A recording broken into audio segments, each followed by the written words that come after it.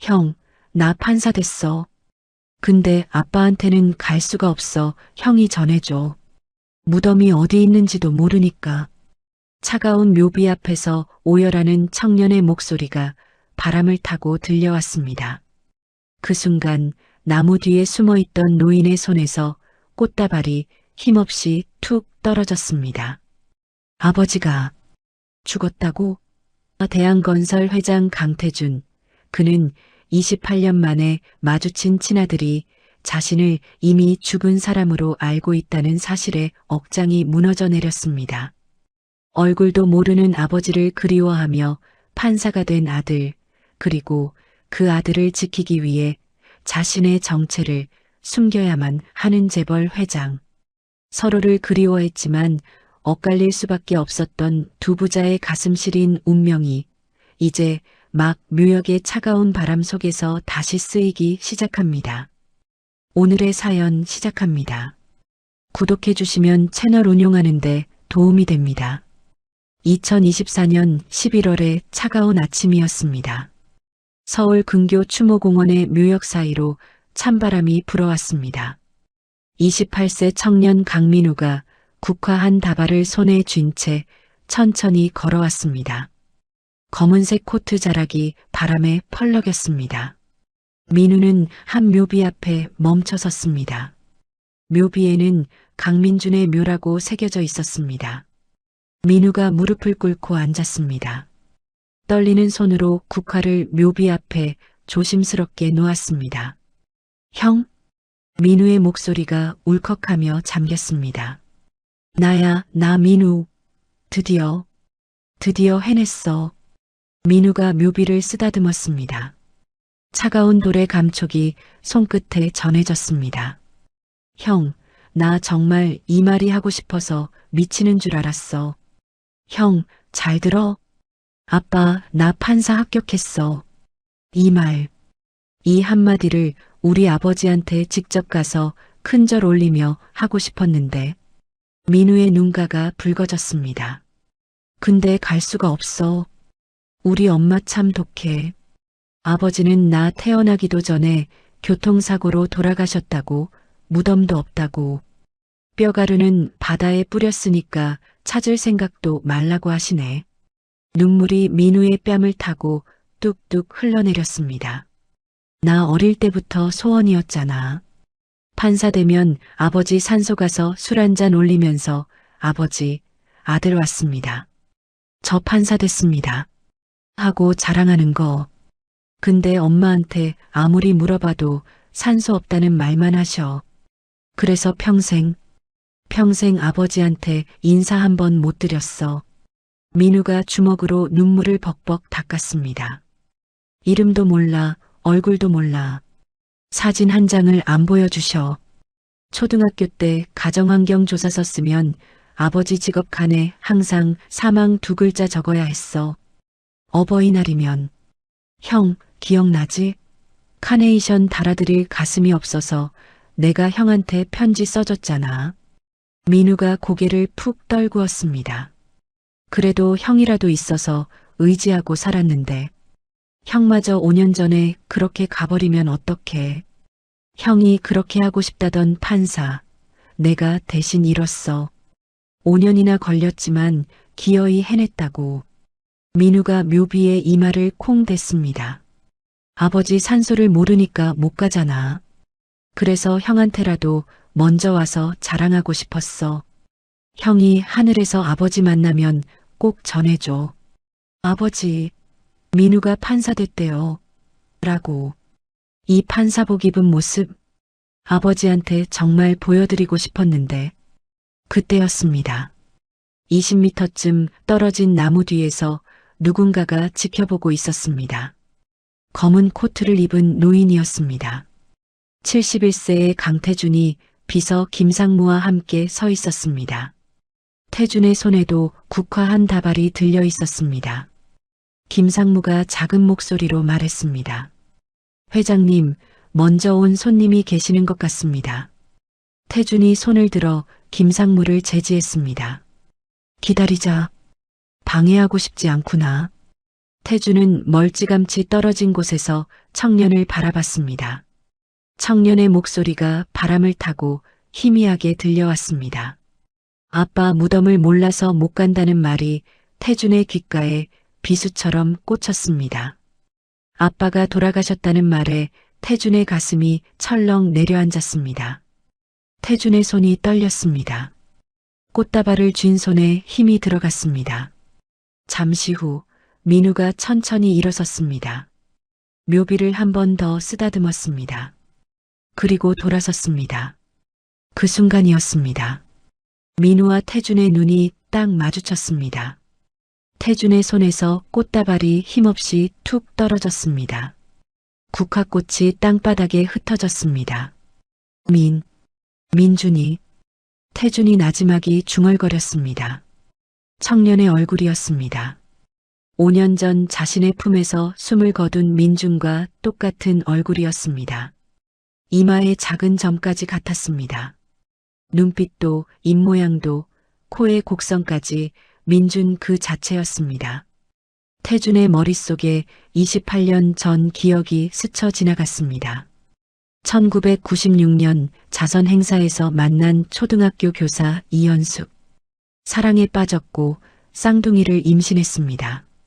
하지만 아버지가 강요한 정략 결혼, 경쟁사 회장의 딸 박연희와의 결혼을 거부하지 못했습니다. 제비뽑기로 형 민주는 자신이, 동생 민우는 현숙이 키우기로 했던 그날, 현숙의 차가운 목소리가 귓가에 맴돌았습니다. 당신과 나는 이제 남이에요. 당신은 우리에게 죽은 사람이에요. 민우한테는 아버지가 죽었다고 말할 거예요. 태준이 생활비라도 보내겠다고 했지만 현숙은 일절 거부했습니다. 연락을 완전히 끊었습니다. 그 후 28년 동안 태준은 민우의 소식을 전혀 듣지 못했습니다. 민우가 태준을 보며 고개를 갸우뚱했습니다. 실례지만 누구신지요? 민우가 조심스럽게 물었습니다. 태준이 정신을 차렸습니다. 떨리는 목소리로 대답했습니다. 나는 민준이 녀석 애비 되는 사람일세.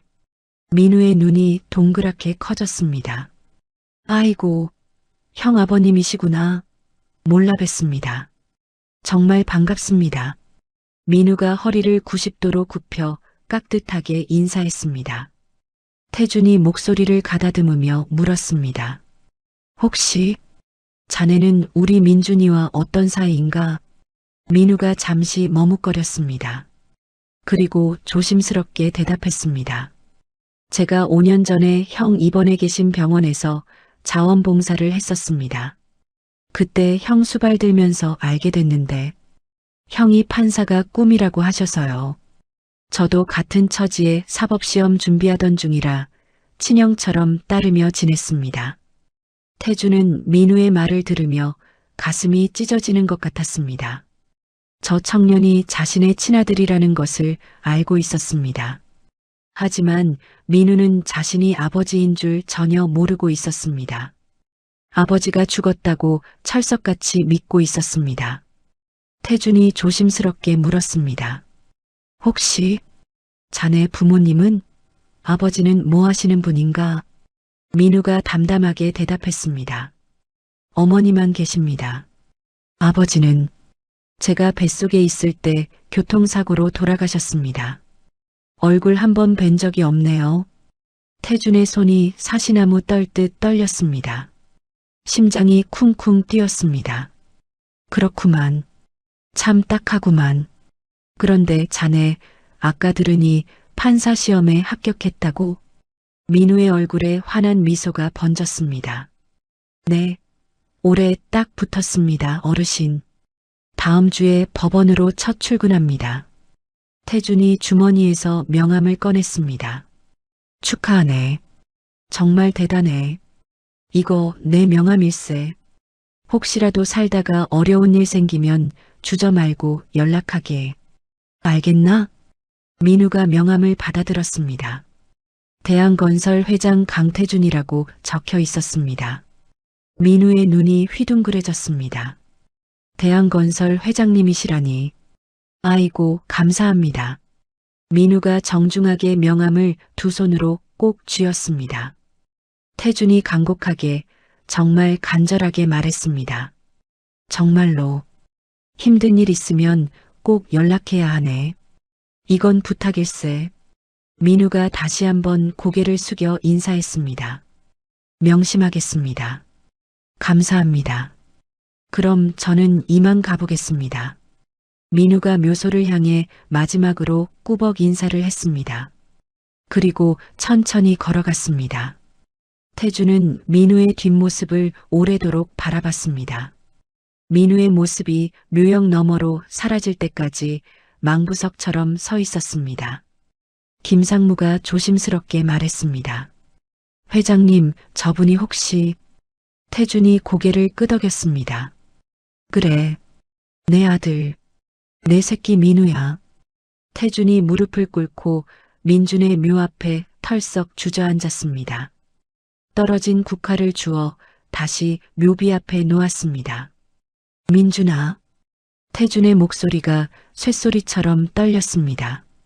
내 동생 찾았다. 살아있어. 그것도 네가 그렇게 되고 싶어 했던 판사가 돼서 나타났어. 근데 이 녀석이 아비가 누군지도 몰라. 아비가 죽었다고 믿고 살아왔어. 평생 아버지 무덤 찾아 헤매고 있다잖아. 태준의 눈에서 굵은 눈물이 주르륵 흘러내렸습니다. 내가 어떻게 해야 하냐? 민준아, 이 못난 애비를 어쩌면 좋냐? 태준이 묘비의 이마를 댔습니다. 어깨가 들썩거렸습니다. 김상무가 뒤에서 조용히 서 있었습니다. 잠시 후 태준이 고개를 들었습니다. 눈물을 쓱 닦고 김상무를 돌아봤습니다. 상무. 네, 회장님. 강민우라는 청년 뒷조사 좀 해봐. 아주 샅샅이. 하지만 절대로 눈치채지 못하게 조심해야 돼. 알겠습니다, 회장님. 태준이 다시 묘비를 바라봤습니다. 하늘을 올려다봤습니다. 회색 구름 사이로 햇살이 희미하게 비쳤습니다. 태준의 입에서 깊은 한숨이 새어나왔습니다. 28년 만에 잃어버린 아들을 찾았지만 아들은 자신을 알아보지 못했습니다. 아니, 알 수가 없었습니다. 죽은 아버지를 그리워하며 살아온 아들. 태준은 천천히 일어섰습니다. 묘비를 마지막으로 한 번 더 쓰다듬었습니다. 민준아, 걱정 마라. 아빠가 내 동생은 무슨 일이 있어도 지킬게. 태준이 김상무와 함께 묘역을 떠났습니다. 찬바람이 묘역 사이를 휑하니 지나갔습니다. 민준의 묘비 위에 놓인 두 다발의 국화가 바람에 흔들렸습니다. 며칠 후 대한건설 회장실이었습니다. 넓은 책상 앞에 강태준이 앉아 있었습니다. 김상무가 서류 몇 장을 태준 앞에 놓았습니다. 조사 결과입니다, 회장님. 태준이 서류를 집어들었습니다. 첫 장에 민우의 사진이 붙어 있었습니다. 김상무가 보고를 시작했습니다. 강민우, 1996년 3월생으로 올해 28세입니다. 어머니 이연숙 씨와 함께 서울 관악구 낡은 빌라 반지하에 거주하고 있습니다. 태준의 손이 서류 위에서 멈췄습니다. 반지하라고? 네. 이연숙 씨는 초등학교 교사로 2021년에 정년퇴직하셨습니다. 강민우 씨는 편모 가정에서 자랐으나 스스로 공부해 올해 사법시험에 합격했습니다. 사법연수원 성적도 상위권이었습니다. 태준이 서류를 한 장 한 장 넘겼습니다. 민우의 학창시절 기록들이 빼곡히 적혀 있었습니다. 김상무가 계속 말했습니다. 28년 전 회장님과 이연숙 씨가 헤어진 후 이연숙 씨는 주소를 여러 번 옮기셨습니다. 강민우 씨의 성도 이 씨에서 외할머니 성인 강 씨로 바꾸셨고요. 외할머니 성? 태준이 중얼거렸습니다. 네. 강민우 씨는 평생 아버지가 교통사고로 돌아가셨다고 믿고 자랐습니다. 학교 서류에 아버지 직업란에 항상 사망이라고 기재했습니다. 태준의 눈가가 붉어졌습니다. 초등학교 때부터 말인가? 네. 초등학교 담임 선생님 증언에 따르면 강민우 씨는 아버지 얼굴 한번 보고 싶다고 어머니에게 매달렸다고 합니다. 하지만 이연숙 씨는 한 번도 아버지 이야기를 해주지 않으셨답니다. 태준이 서류를 책상 위에 내려놓았습니다. 의자에 깊숙이 몸을 기댔습니다. 상무. 네, 회장님. 민준이가 5년 전 죽어가면서 한 말 기억하나? 김상무의 얼굴이 굳었습니다. 기억합니다. 태준이 눈을 감았습니다. 5년 전 병실이 떠올랐습니다. 백혈병으로 야위어 가던 민준. 산소 마스크를 쓰고 힘겹게 숨을 쉬던 아들. 민준이 마지막으로 한 말. 태준이 천천히 입을 열었습니다. 민준이가 그랬어. 쌍둥이 동생이 있다는 걸 어릴 때 알게 됐다고. 엿듣고 알았대. 자기 골수를 동생에게 주고 싶다고 했어. 근데 태준의 목소리가 떨렸습니다. 동생의 인생을 망치고 싶지 않다고. 절대 동생을 찾지 말라고. 그러다가 마지막 순간에만 동생을 찾아 사랑해달라고 부탁했어. 김상무가 고개를 숙였습니다. 태준이 눈을 떴습니다. 민준이가 죽은 후 1년 동안 난 아무것도 할 수 없었어. 충격에서 벗어날 수가 없었지. 그 후 4년 동안 민우를 찾으려 했어. 근데 현숙 씨가 주소를 계속 바꿨더군. 민우 성도 바뀌어 있었고. 태준이 한숨을 내쉬었습니다. 그리고 민준이가 동생을 찾지 말라던 말이 계속 머릿속을 맴돌았어. 그래서 적극적으로 찾지 못했어. 그냥 매년 민준이 기일의 묘소를 찾으며 혹시 민우가 형을 찾아올까 기다렸지. 그렇게 올해 드디어 만나신 거군요. 그래. 28년 만에. 그때 회장실 문이 열렸습니다.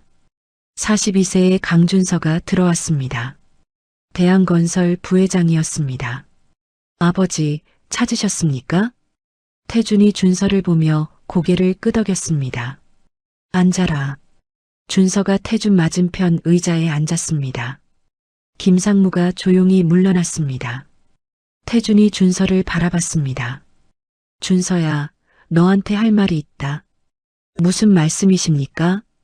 민준이한테 쌍둥이 동생이 있었다. 준서의 눈이 커졌습니다. 뭐라고요? 최근에 찾았어. 이름은 강민우. 올해 판사 시험에 합격했어. 준서가 의자에서 벌떡 일어났습니다. 그게 무슨 말씀이십니까? 민준이에게 쌍둥이 동생이 있었다고요? 태준이 천천히 고개를 끄덕였습니다. 28년 전 내가 내 어머니와 결혼하기 전에 사랑했던 사람이 있었어. 이연숙이라는 초등학교 교사였지. 그분과의 사이에서 쌍둥이가 태어났어. 민준이와 민우. 준서의 얼굴이 굳었습니다. 그럼 그 사람을 법적으로 인정하실 겁니까? 그래야지. 준서가 목소리를 높였습니다. 안 됩니다.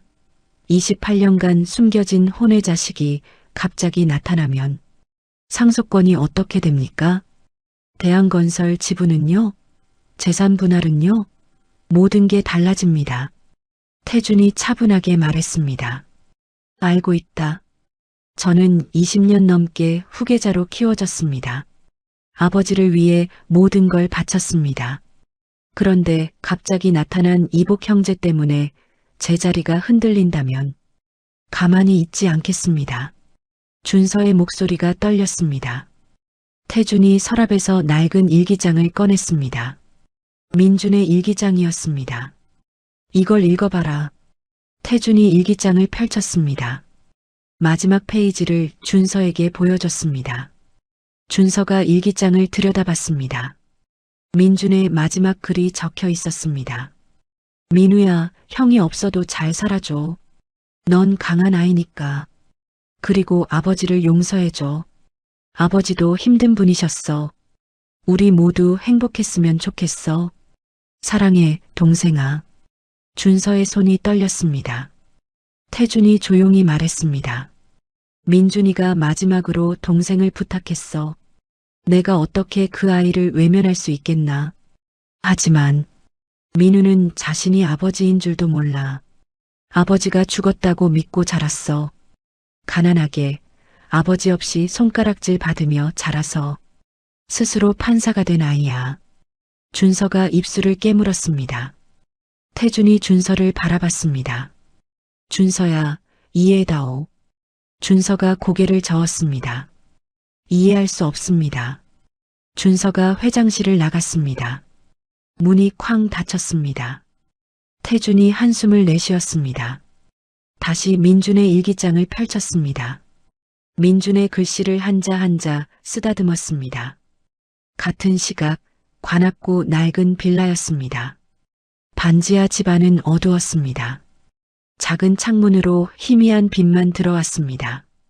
민우가 어머니 현숙에게 말했습니다. 엄마, 며칠 전에 형 묘소에서 형 아버지를 만났어요. 68세의 이현숙이 설거지하던 손을 멈췄습니다. 얼굴이 굳었습니다. 누구를 만났다고? 형 아버지요. 대한건설 회장님이시더라고요. 명함도 주셨어요. 민우가 주머니에서 명함을 꺼냈습니다. 현숙이 명함을 보더니 손이 떨렸습니다. 강태준이라는 이름이 눈에 들어왔습니다. 무슨 이야기를 나눴니? 현숙의 목소리가 떨렸습니다. 제가 판사 시험에 합격한 거 축하해 주셨어요. 그리고 어려운 일 있으면 연락하라고 하셨고요. 현숙이 싱크대를 붙잡았습니다. 민우야. 네. 그분과 다시는 연락하지 마라. 민우가 어리둥절한 표정으로 어머니를 봤습니다. 왜요? 그냥 연락하지 마. 현숙의 목소리가 강해졌습니다. 민우가 조심스럽게 물었습니다. 엄마, 그런데 제 친아버지는 정말 돌아가신 거 맞죠? 현숙이 고개를 돌렸습니다. 그래. 아버지 무덤이라도 알고 싶어요. 평생 아버지 얼굴도 이름도 사진도 못 봤잖아요. 무덤이라도 찾아가고 싶어요. 민우의 목소리가 떨렸습니다. 현숙이 눈을 감았습니다. 아버지 무덤은 없어. 화장해서 바다에 뿌렸어. 그럼 아버지 이름이라도요. 이름이라도 알면 제사라도 지낼 수 있잖아요. 더 이상 묻지 마. 현숙의 목소리가 차가웠습니다. 민우가 소파에 주저앉았습니다. 왜 아버지에 대해서는 아무것도 말해주지 않으세요? 전 평생 아버지 없는 아이로 손가락질 받으며 자랐어요. 친구들이 아버지랑 운동회 올 때 전 혼자 구석에 앉아 있었어요. 민우의 눈에 눈물이 고였습니다. 현숙이 민우에게 다가왔습니다. 민우의 어깨를 안았습니다. 미안해, 민우야. 엄마가 미안해. 현숙의 눈에서도 눈물이 흘렀습니다. 하지만 아버지 이야기는 더 이상 묻지 마. 제발. 현숙이 민우를 꼭 안았습니다. 두 사람은 어두운 반지하 집에서 한참을 그렇게 있었습니다. 그날 밤이었습니다. 민우가 잠든 후 현숙은 홀로 앉아 있었습니다. 작은 창문 밖으로 가로등 불빛이 희미하게 들어왔습니다. 현숙의 머릿속에 28년 전이 떠올랐습니다. 1996년 병원 복도였습니다. 갓 태어난 쌍둥이를 본 현숙과 태준. 태준의 아버지가 강요한 정략 결혼. 태준이 현숙의 손을 잡으며 말했습니다. 현숙 씨, 미안해요. 정말 미안해요. 아버지가 회사를 빼앗겠다고 하세요. 거부하면 쫓아내신대요. 현숙이 태준의 손을 뿌리쳤습니다. 그래서요? 그래서 날 버리시겠다고요? 아이들은요? 아이들은 둘 다 키웁시다. 제가 도와드릴게요. 싫어요. 현숙이 차갑게 말했습니다. 한 명씩 나눠 키우죠. 당신이 한 명, 나한테 한 명. 현숙 씨, 제비 뽑기로 정해요. 그렇게 제비를 뽑았습니다. 형 민주는 태준이, 동생 민우는 현숙이 키우기로 했습니다. 태준이 말했습니다. 생활비는 제가 보내드릴게요. 매달. 현숙이 손을 저었습니다. 필요 없어요. 당신과 나는 이제 남이에요. 당신은 우리에게 죽은 사람이에요. 민우한테는 아버지가 죽었다고 말할 거예요. 현숙 씨, 그러지 마세요. 연락하지 마세요. 평생. 현숙이 돌아섰습니다. 민우를 안고 병원을 떠났습니다. 현숙은 그 약속을 28년간 지켰습니다. 민우에게 아버지는 죽었다고 말했습니다. 주소를 여러 번 옮겼습니다. 민우의 성도 바꿨습니다. 하지만 이제 태준이 나타났습니다. 민우와 만났습니다. 현숙이 창문 밖을 바라봤습니다. 민우야, 미안해. 현숙이 작게 중얼거렸습니다. 그때 현숙이 심한 기침을 했습니다. 손수건으로 입을 가렸습니다. 손수건에 붉은 핏자국이 묻었습니다. 현숙이 손수건을 보며 눈을 감았습니다. 다음 날 아침이었습니다. 민우가 현숙의 기침 소리에 잠에서 깼습니다. 엄마, 병원 가세요. 3달째 기침이 안 났잖아요. 현숙이 손을 저었습니다. 괜찮아. 그냥 감기야. 병원비 걱정이시면 제가 다음 주에 첫 월급 받잖아요. 아냐. 엄마 괜찮아. 네가 판사 일 시작할 때까지 기다리자. 민우가 걱정스러운 눈으로 어머니를 봤습니다. 현숙이 억지로 웃었습니다. 엄마 정말 괜찮아. 넌 첫 출근 준비나 해. 응? 민우가 고개를 끄덕였습니다. 하지만 현숙은 알고 있었습니다. 이게 단순한 감기가 아니라는 것을. 그날 저녁 현숙은 혼자 화장실에서 또 피를 토했습니다. 거울을 봤습니다. 얼굴이 창백했습니다. 눈밑이 검게 변해 있었습니다. 현숙이 거울 속 자신을 바라봤습니다. 눈물이 흘렀습니다. 민우야, 엄마가 너한테 짐이 될까봐. 현숙이 작게 중얼거렸습니다. 화장실 밖에서 민우가 불렀습니다. 엄마, 저녁 드세요. 현숙이 급히 눈물을 닦았습니다. 그래, 지금 나간다. 현숙이 거울을 한 번 더 보고 화장실을 나왔습니다. 웃는 얼굴로 민우에게 다가갔습니다. 하지만 현숙의 손은 계속 떨리고 있었습니다. 일주일 후 2024년 11월 마지막 월요일 아침이었습니다. 민우의 판사 첫 출근 날이었습니다. 민우는 거울 앞에 섰습니다. 검은색 판사복을 입었습니다. 거울 속 자신을 바라봤습니다. 형, 나 판사 됐어. 형이 되고 싶어 했던 판사. 민우가 작게 중얼거렸습니다. 그때 핸드폰에 알림이 떴습니다. 뉴스 속보였습니다. 대한건설 강태준 회장 28년 숨긴 쌍둥이 아들 존재 드러나 신임 판사로 밝혀져. 민우의 손이 떨렸습니다. 핸드폰을 떨어뜨릴 뻔했습니다. 이게 무슨... 민우가 기사를 눌렀습니다.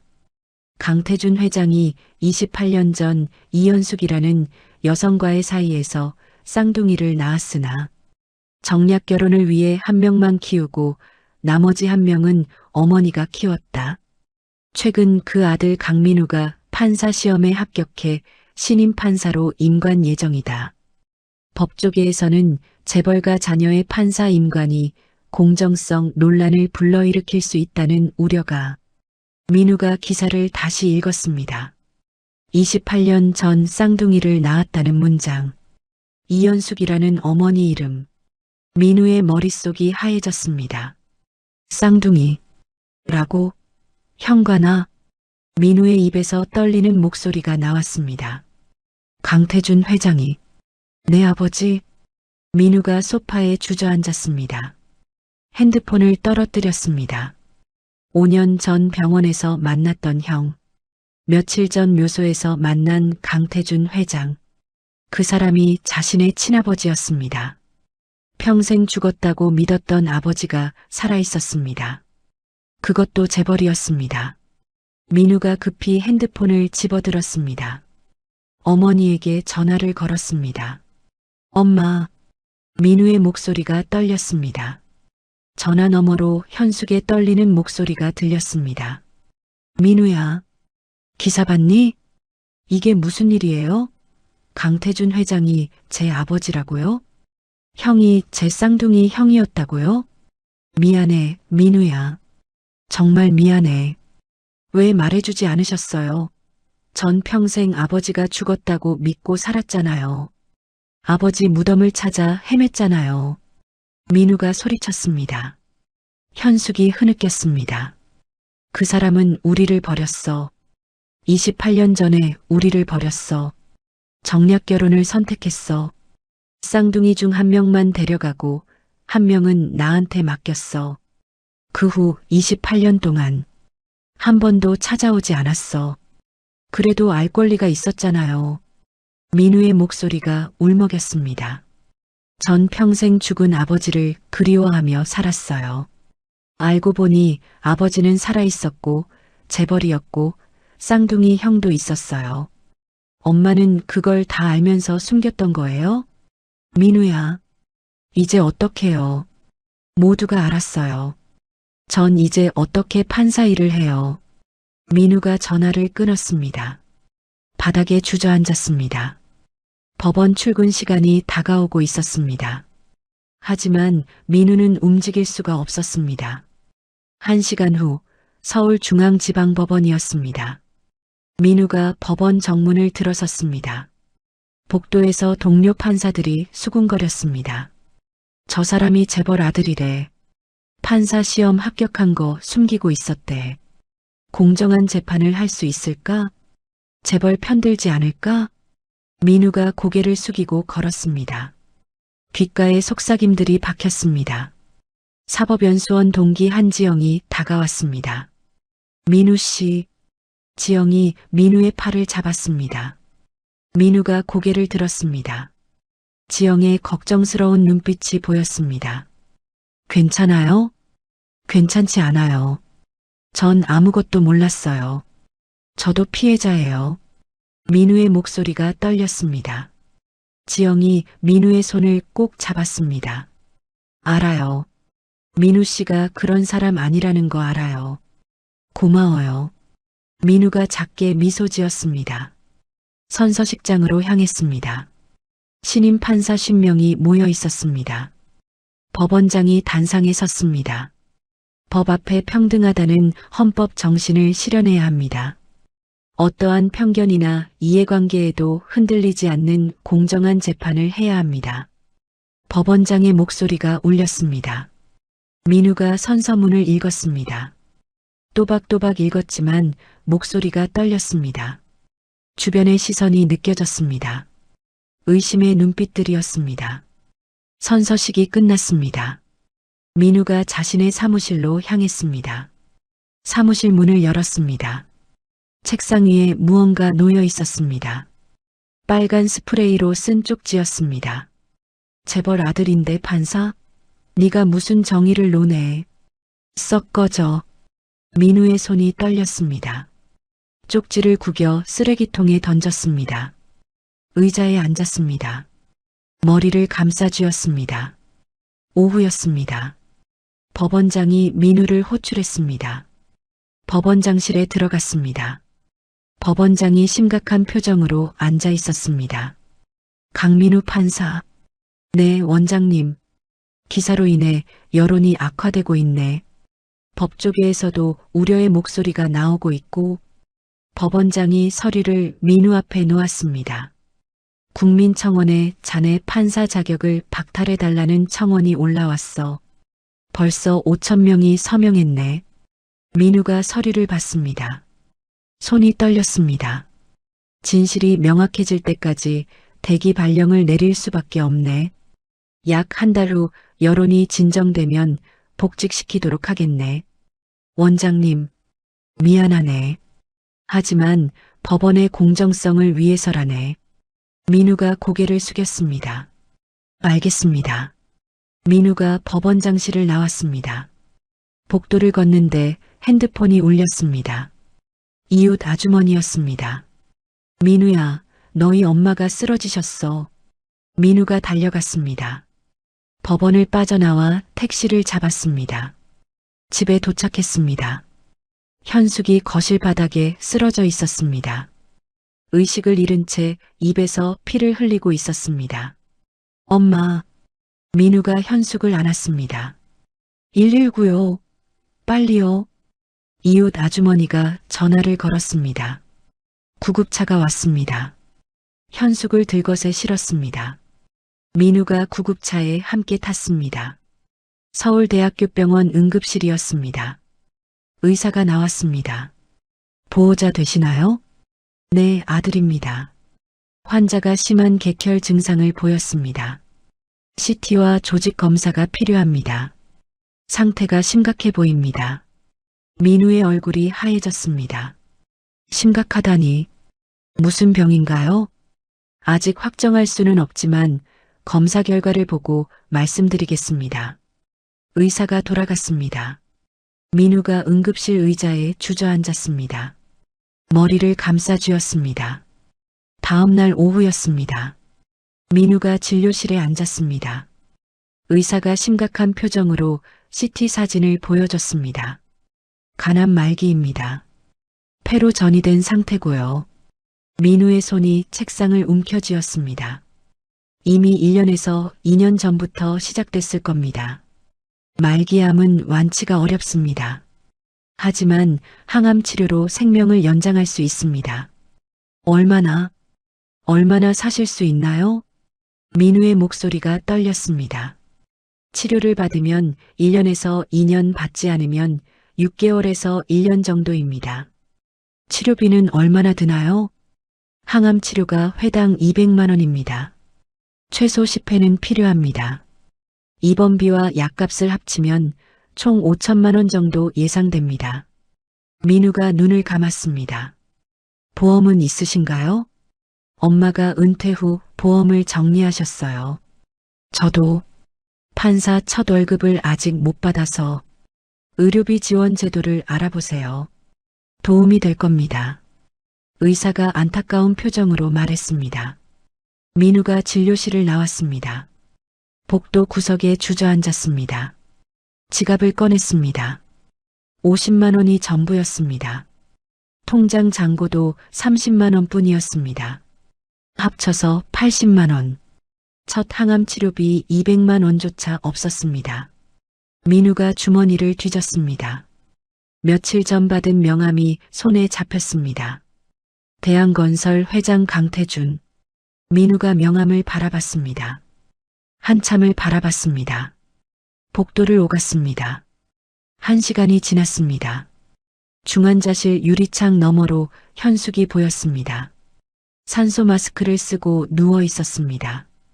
작고 연약해 보였습니다. 민우가 핸드폰을 꺼냈습니다. 명함을 보며 번호를 눌렀습니다. 전화벨이 울렸습니다. 여보세요. 태준의 목소리가 들렸습니다. 저 강민우입니다. 민우의 목소리가 떨렸습니다. 민우야. 태준의 목소리가 놀라움으로 떨렸습니다. 지금 어디니? 병원이요. 서울대 병원. 무슨 일이니? 다쳤니? 엄마가 간암 말기래요. 치료비가 5천만 원 필요한데 저한테는 돈이 없어요. 민우의 목소리가 울먹였습니다. 당장 간다. 30분 안에 도착한다. 전화가 끊겼습니다. 민우가 복도 벤치에 앉았습니다. 머리를 감싸쥐었습니다. 30분 후 태준이 김상무와 함께 복도에 나타났습니다. 태준이 민우를 발견하고 달려왔습니다. 민우야. 태준이 민우 앞에 섰습니다. 민우가 고개를 들었습니다. 눈이 충혈되어 있었습니다. 어머니 상태가 어떠니? 간암 말기래요. 폐로 전이됐대요. 치료비가 걱정하지 마. 내가 모두 해결한다. 최고의 의료진을 구하고 어떤 치료든 다 받게 해줄게. 태준이 민우의 어깨를 잡았습니다. 민우가 태준의 손을 뿌리쳤습니다. 조건이 있어요. 조건? 엄마 치료비를 대주시면 전 법적으로 아버지를 인정하겠습니다. DNA 검사도 받겠습니다. 하지만 상속이나 재산은 원하지 않아요. 오직 엄마 치료비만 부탁드려요. 민우의 목소리가 차가웠습니다. 태준의 가슴이 찢어지는 것 같았습니다. 알겠다. 네가 원한다면 그렇게 하자. 한 가지 더요. 엄마한테는 절대 아버지가 도와준다고 말하지 마세요. 제가 어떻게든 해결한 것처럼 해주세요. 그것도 약속한다. 태준이 고개를 끄덕였습니다. 태준이 즉시 원무과로 향했습니다. 이현숙의 모든 치료비를 자신의 명의로 결제했습니다. 최고의 의료진을 배정해달라고 요청했습니다. 민우는 중환자실 유리창 너머로 어머니를 봤습니다. 엄마, 살아주세요. 제발. 민우가 작게 중얼거렸습니다. 태준도 멀찌감치 떨어진 곳에서 현숙을 봤습니다. 28년 만에 보는 현숙이었습니다. 태준의 눈에서 눈물이 흘렀습니다. 그날 밤이었습니다. 태준이 병원 복도에서 기다리고 있었습니다. 40대 중반 남자가 다가왔습니다. 실례합니다, 회장님. 태준이 고개를 돌렸습니다. 누구시오? 대한일보 사회부 차장 윤석호입니다. 남자가 명함을 내밀었습니다. 취재차 병원에 왔다가 우연히 회장님을 뵙게 됐습니다. 태준이 경계하는 눈빛으로 윤석호를 봤습니다. 난 정기검진 받으러 왔소. 아, 그러시군요. 혹시 저쪽 중환자실에 아는 분이 계신가요? 윤석호가 중환자실 쪽을 힐끔 봤습니다. 의미심장한 미소를 지었습니다. 무슨 말인지 모르겠소. 태준이 차갑게 말했습니다. 그렇군요. 실례했습니다. 윤석호가 돌아섰습니다. 태준이 윤석호의 뒷모습을 바라봤습니다. 불안감이 엄습했습니다. 태준이 김상무를 불렀습니다. 김상무, 저 사람 조사해. 알겠습니다. 김상무가 윤석호를 따라갔습니다. 태준이 다시 중환자실을 봤습니다. 현숙이 여전히 산소 마스크를 쓰고 누워 있었습니다. 민우가 유리창에 손을 댄 채 어머니를 보고 있었습니다. 태준이 작게 중얼거렸습니다. 현숙 씨, 미안하오. 정말 미안하오. 복도에 찬바람이 불어왔습니다. 창문 밖으로 밤하늘이 보였습니다. 별 하나 보이지 않는 캄캄한 밤이었습니다. 다음 날 아침 대한건설 본사였습니다. 부회장실에 강준서가 앉아 있었습니다. 책상 위 컴퓨터 화면에는 여러 개의 뉴스 기사가 떠 있었습니다. 강태준 회장, 28년 숨긴 아들 강민우와 병원에서 목격 강민우 판사 어머니 이현숙, 가난 말기로 입원. 준서가 핸드폰을 집어들었습니다. 번호를 눌렀습니다. 윤 차장. 네, 부회장님. 전화 너머로 윤석호의 목소리가 들렸습니다. 어제 병원에서 잘 봤어. 회장이 중환자실에 있었지? 네. 이현숙이라는 여자가 가난 말기로 입원했습니다. 강민우가 병원에 상주하고 있고요. 회장님이 직접 치료비를 결제하셨습니다. 준서가 입꼬리를 올렸습니다. 계속 지켜봐. 더 깊이 파. 강민우의 과거를 철저히 조사해. 학창시절, 친구관계, 혹시 구설수에 오른 적 있는지. 알겠습니다. 좋은 기사 나오면 추가로 지급하겠어. 준서가 전화를 끊었습니다. 책상 서랍에서 봉투를 꺼냈습니다. 현금 2천만 원이 들어 있었습니다. 준서가 봉투를 가방에 넣었습니다. 같은 시각 병원이었습니다. 현숙이 일반 병실로 옮겨졌습니다. 첫 항암 치료를 받았습니다. 민우가 병실 의자에 앉아 있었습니다. 현숙이 침대에 누워 있었습니다. 얼굴이 창백했습니다. 현숙이 눈을 떴습니다. 민우야, 엄마 깨셨어요? 민우가 현숙의 손을 잡았습니다. 치료비 어떻게 마련했니? 현숙의 목소리가 약했습니다. 판사 월급을 미리 받았어요. 법원에서 특별히 도와줬어요. 민우가 거짓말을 했습니다. 판사 월급이 그렇게 많지 않은데 5천만 원을 동기들이 돈을 모아줬어요. 법원 선배들도 도와줬고요. 민우가 현숙의 손을 꼭 잡았습니다. 현숙의 눈에 눈물이 고였습니다. 미안해, 민우야. 엄마가 짐만 되네. 무슨 말씀이세요? 엄마는 제게 전부예요. 민우가 현숙의 손등에 입을 맞췄습니다. 그날 저녁이었습니다. 민우가 병원을 잠시 나섰습니다. 복도에 태준이 서 있었습니다. 잠깐 이야기 좀 하자. 태준이 조심스럽게 말했습니다. 민우가 고개를 끄덕였습니다. 병원 근처 조용한 카페였습니다. 창가 자리에 마주 앉았습니다.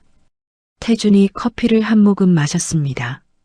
민우는 커피를 건드리지 않았습니다. 민우야, 28년 전 이야기를 하고 싶구나. 태준이 입을 열었습니다. 민우가 태준을 바라봤습니다. 28년 전, 난 내 어머니를 진심으로 사랑했어. 이연숙 씨를 정말 사랑했지. 태준의 목소리가 떨렸습니다. 하지만 우리 아버지가 정략 결혼을 강요하셨어. 거부하면 회사에서 쫓아내겠다고 하셨지. 난 거부하지 못했어. 태준이 고개를 숙였습니다. 쌍둥이가 태어났을 때 둘 다 키우고 싶었어. 하지만 내 어머니가 거부하셨어. 한 명씩 나눠 키우자고 하셨지. 제비뽑기로 정했어. 형 민주는 내가, 동생 민우는 내 어머니가.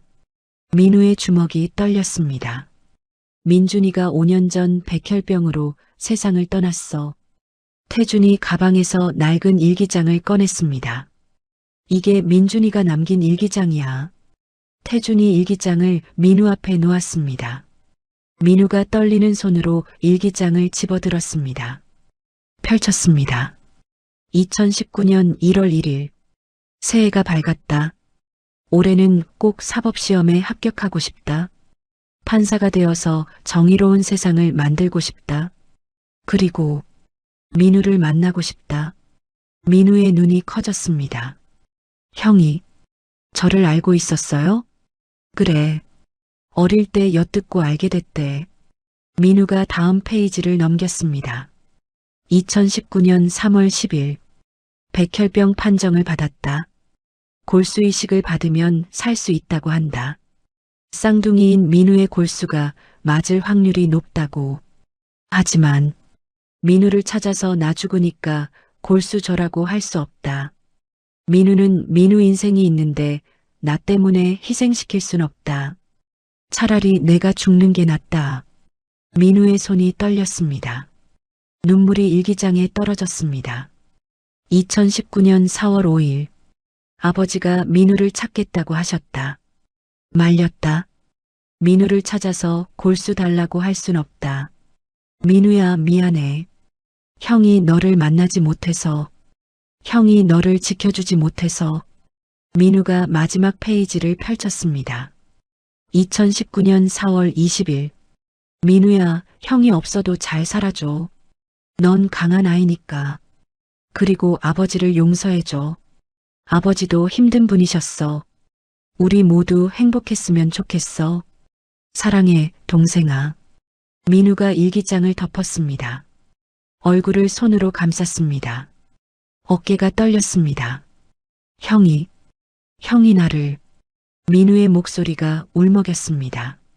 만약 그때 저를 찾았다면 골수를 드릴 수 있었을 텐데, 형을 살릴 수 있었을 텐데, 왜 저한테 기회조차 주지 않으셨어요? 민우가 태준을 바라봤습니다. 눈물 범벅이 된 얼굴이었습니다. 민준이가 너를 지키고 싶어 했어. 내 평범한 삶을 망치고 싶지 않았던 거야. 형을 살리는 게 더 중요했어요. 왜 저한테 선택권을 주지 않으셨어요? 민우가 소리쳤습니다. 카페 안 사람들이 돌아봤습니다. 태준이 고개를 숙였습니다. 그게 민준이의 선택이었어.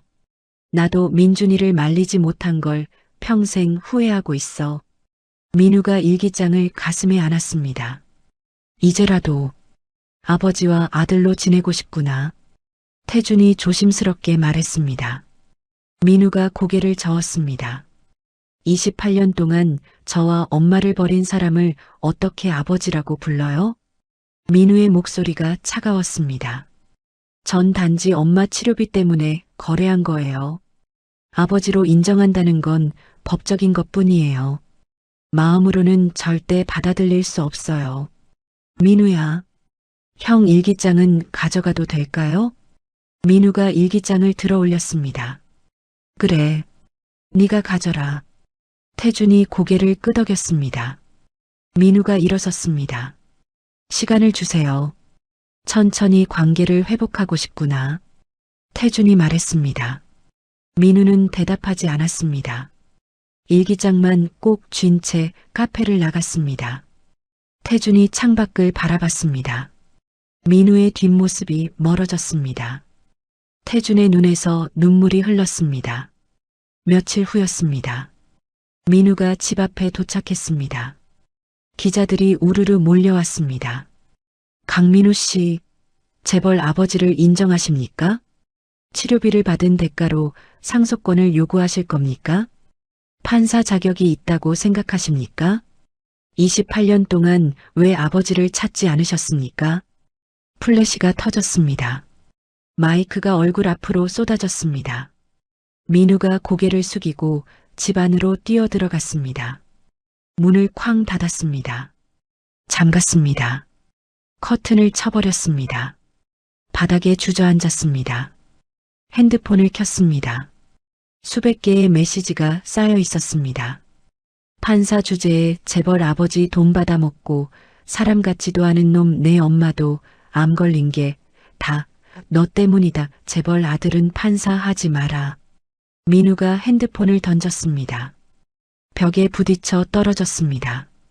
민우가 방 한구석에 웅크리고 앉았습니다. 형, 나 어떻게 살아야 해? 민우가 작게 중얼거렸습니다. 일기장을 꺼냈습니다. 마지막 페이지를 다시 읽었습니다. 민우야, 형이 없어도 잘 살아줘. 넌 강한 아이니까. 민우가 일기장을 가슴에 안았습니다. 눈물이 흘렀습니다. 다음 날 아침이었습니다. 초인종이 울렸습니다. 민우가 문을 열지 않았습니다. 민우 씨, 저예요. 지영이요. 지영의 목소리가 들렸습니다. 문 열어주세요. 민우 씨. 지영이 계속 문을 두드렸습니다. 30분이 지났습니다. 지영이 여전히 문 앞에 서 있었습니다. 민우가 결국 문을 열었습니다. 초췌한 얼굴이었습니다. 수염이 자라 있었습니다. 민우 씨. 지영이 놀란 표정으로 민우를 봤습니다. 들어와요. 민우가 문을 열어줬습니다. 지영이 안으로 들어왔습니다. 어두운 집 안을 봤습니다. 커튼이 다 쳐져 있었습니다. 민우 씨, 포기하지 마세요. 지영이 민우의 손을 잡았습니다.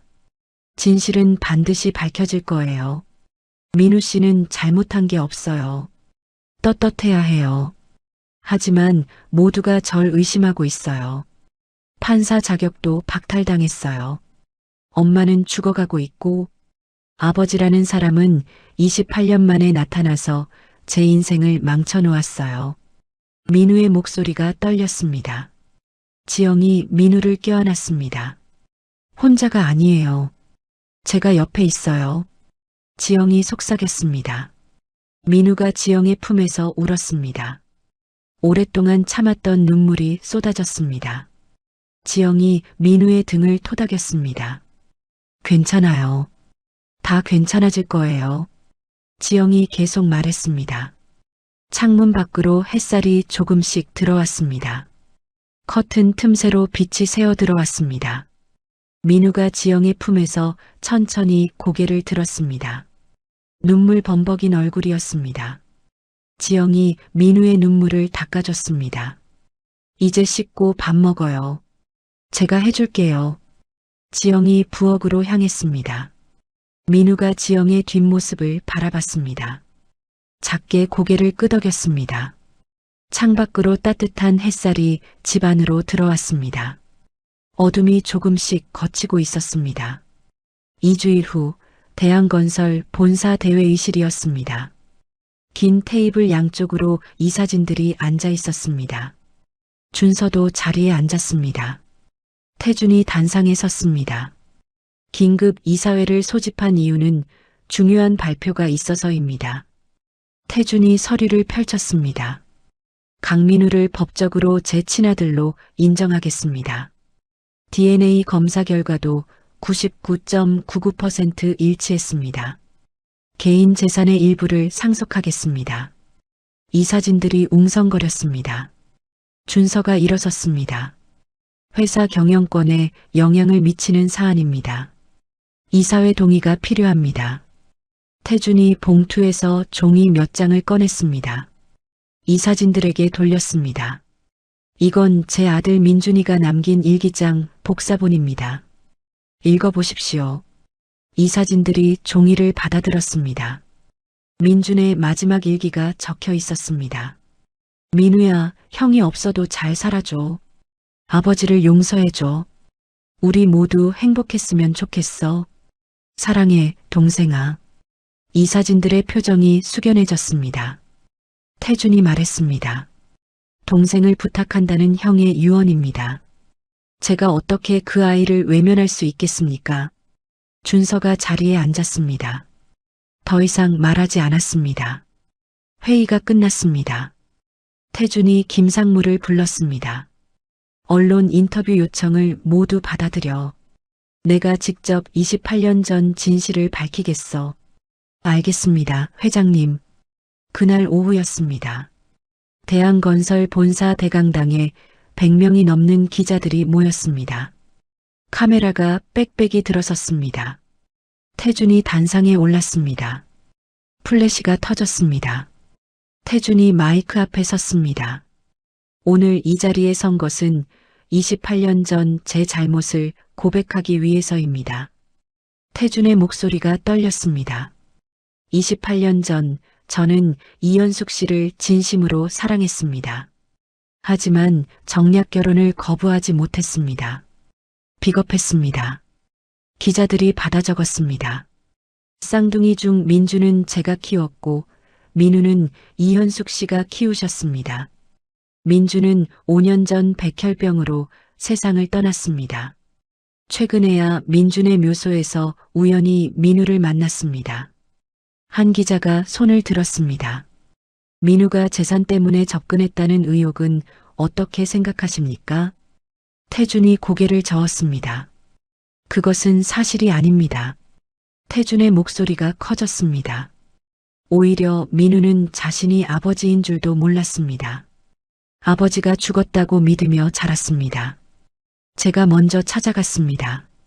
민우는 28년 동안 아버지 도움 없이 오직 자기 힘으로 판사가 됐습니다. 태준이 서류를 들어 올렸습니다. 이현숙 씨가 간암으로 투병 중이십니다. 제가 치료비를 지원하고 있는 것은 28년 동안 못다한 책임을 지금이라도 하려는 겁니다. 민우에게 상속할 재산은 정당한 몫입니다. 민우는 한 번도 상속을 요구한 적이 없습니다.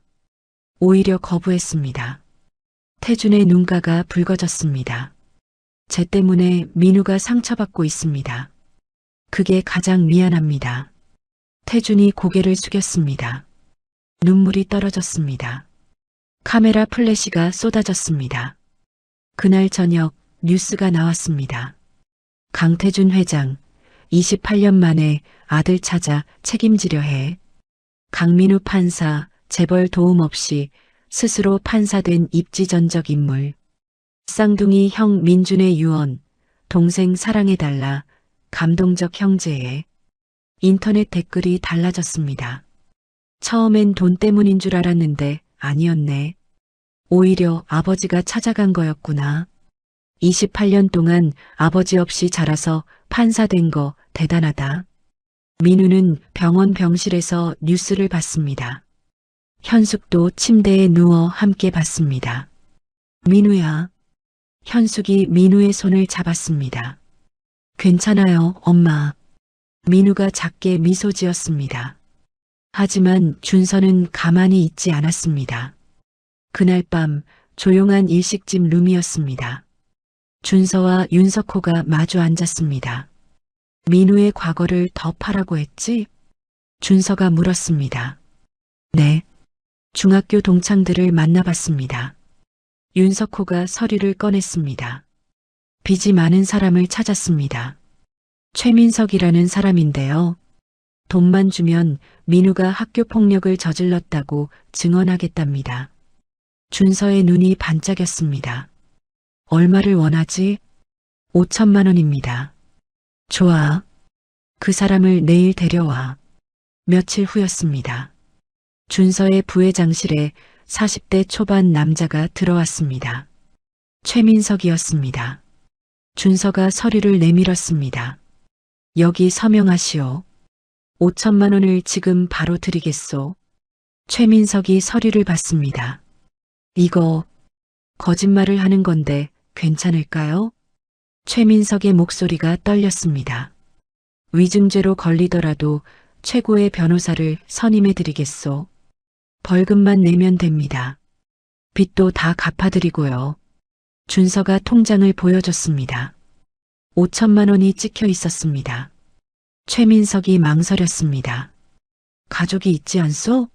빚쟁이들한테 쫓기고 있다고 들었소. 준서가 덧붙였습니다. 최민석이 펜을 들었습니다. 서류에 서명했습니다. 준서가 미소 지었습니다. 일주일 후였습니다. 민우가 병원 복도를 걷고 있었습니다. 핸드폰에 뉴스 알림이 떴습니다. 강민우 판사, 과거 학교폭력 가해자 의혹, 피해자 폭로. 민우의 발걸음이 멈췄습니다. 기사를 눌렀습니다. 얼굴을 가린 남자가 나왔습니다. 저는 중학교 때 강민우에게 심하게 괴롭힘을 당했습니다. 돈을 빼앗기고 맞기도 했습니다. 그런 사람이 판사가 됐다는 걸 알고 충격을 받았습니다. 민우가 벽에 기댔습니다. 학교 폭력이라니. 난 그런 적 없는데. 민우가 중얼거렸습니다. 포털 사이트를 켰습니다. 실시간 검색어 1위가 강민우 학폭이었습니다. 댓글을 열었습니다. 판사가 학폭 가해자라니. 자격이 있나. 역시 재벌 아들은 다르네. 학폭도 덮고 판사 되고. 강민우 판사 자격 영구 박탈해야 한다. 청와대 국민청원을 받습니다. 강민우 판사 파면 요구라는 제목으로 3만 명이 동의했습니다. 민우가 주저앉았습니다. 급히 지영에게 전화를 걸었습니다. 지영 씨, 학폭 의혹 기사 봤어요? 봤어요. 민우 씨, 진정하세요. 전 절대 그런 적 없어요. 어떻게 해야 해요? 민우의 목소리가 떨렸습니다. 진실을 밝혀야 해요. 중학교 동창들에게 연락해서 증언을 받아요. 제가 도와줄게요. 고마워요. 민우가 전화를 끊었습니다. 다음 날 민우와 지영은 관악중학교를 찾아갔습니다. 2006년도 졸업생 명단을 받았습니다. 같은 반이었던 친구들에게 전화를 걸었습니다. 첫 번째 친구 박성수였습니다. 성수야, 나 민우야. 혹시? 미안해, 민우야. 요즘 사업이 어려워서 재벌이랑 얽히면 안 될 것 같아. 전화가 끊겼습니다. 두 번째 친구 김현정이었습니다. 현정아, 나 민우야. 나 학폭 같은 거 안 했잖아. 증언 좀 해줄 수 있어? 미안해, 민우야. 난 애들 키우고 있어. 남편한테 뭐라고 할지 몰라. 전화가 끊겼습니다. 세 번째, 네 번째, 다섯 번째. 모두 비슷한 반응이었습니다. 아무도 도와주려 하지 않았습니다. 민우가 학교 운동장 벤치에 앉았습니다. 고개를 떨구었습니다. 지영이 옆에 앉았습니다. 괜찮아요. 계속 찾아봐요. 지영이 민우의 손을 잡았습니다. 그때 민우의 핸드폰이 울렸습니다. 모르는 번호였습니다. 여보세요? 민우야, 나 준혁이야. 이준혁? 익숙한 목소리가 들렸습니다. 준혁아. 민우가 벌떡 일어섰습니다. 뉴스 봤어. 민우야, 넌 그런 애가 아니잖아. 내가 알아. 준혁아, 넌 지금 어디 있어? 캐나다에 있어. 근데 기억나? 3학년 때 전학 온 애들이 너 괴롭혔잖아. 돈 빼앗으려 하고 때리려 했을 때 내가 도와줬잖아. 민우의 머릿속에 기억이 떠올랐습니다. 자신이 가해자가 아니라 피해자였던 순간이었습니다. 그래, 맞아. 그랬었지. 내가 화상으로라도 증언할게. 민우, 넌 피해자였어. 준혁의 목소리가 힘차게 들렸습니다. 민우의 눈에 눈물이 고였습니다.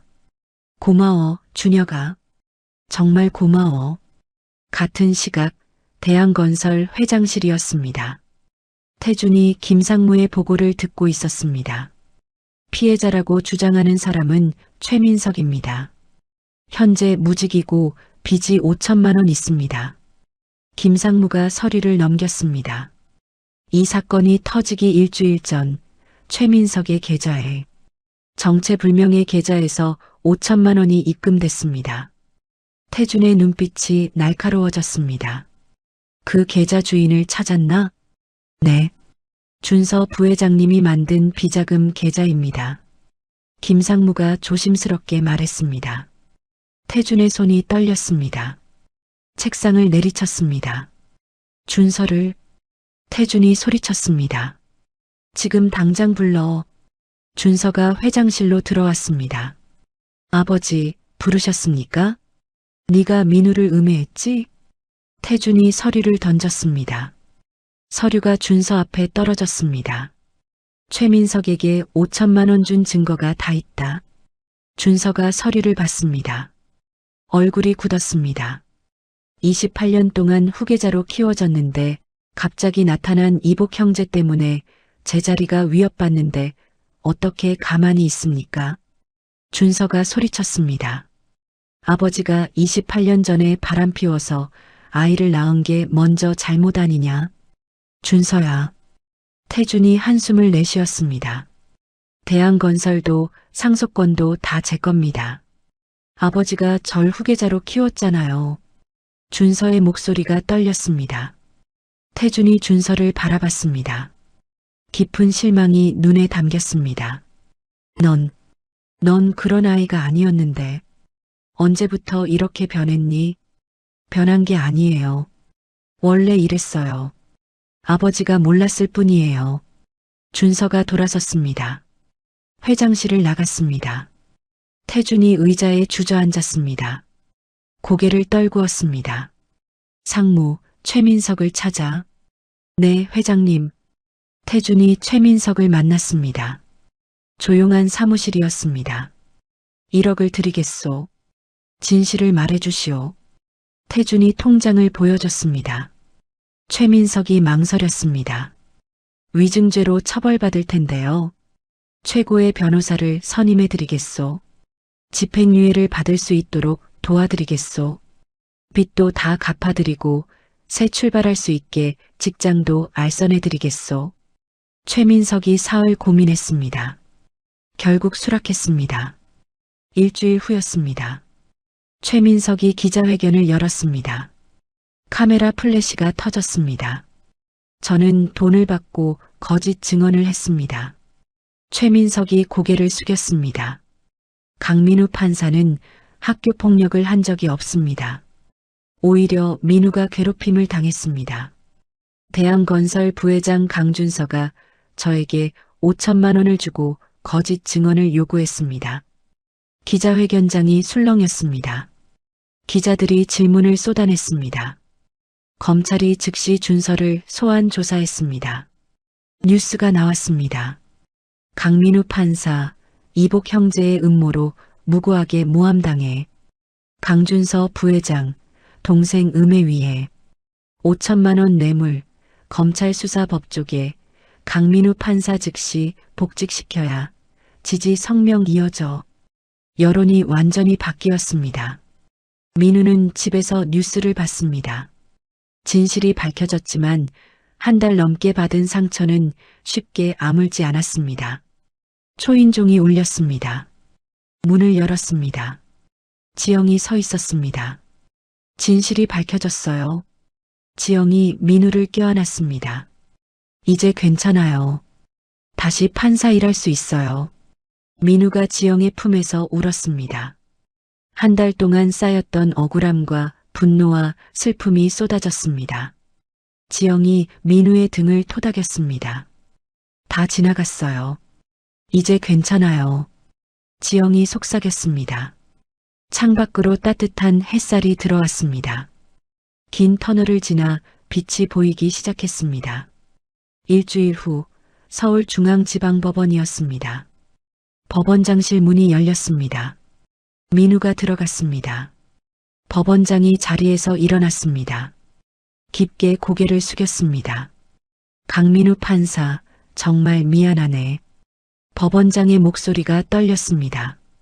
증거도 없이 의심하고 대기 발령을 내린 것, 진심으로 사과하네. 괜찮습니다, 원장님. 민우가 고개를 숙였습니다. 법원장이 서류를 내밀었습니다. 즉시 복직 명령일세. 그리고 이건 법조인 2,000명이 서명한 탄원서라네. 자네의 능력과 인품을 보증한다는 내용이야.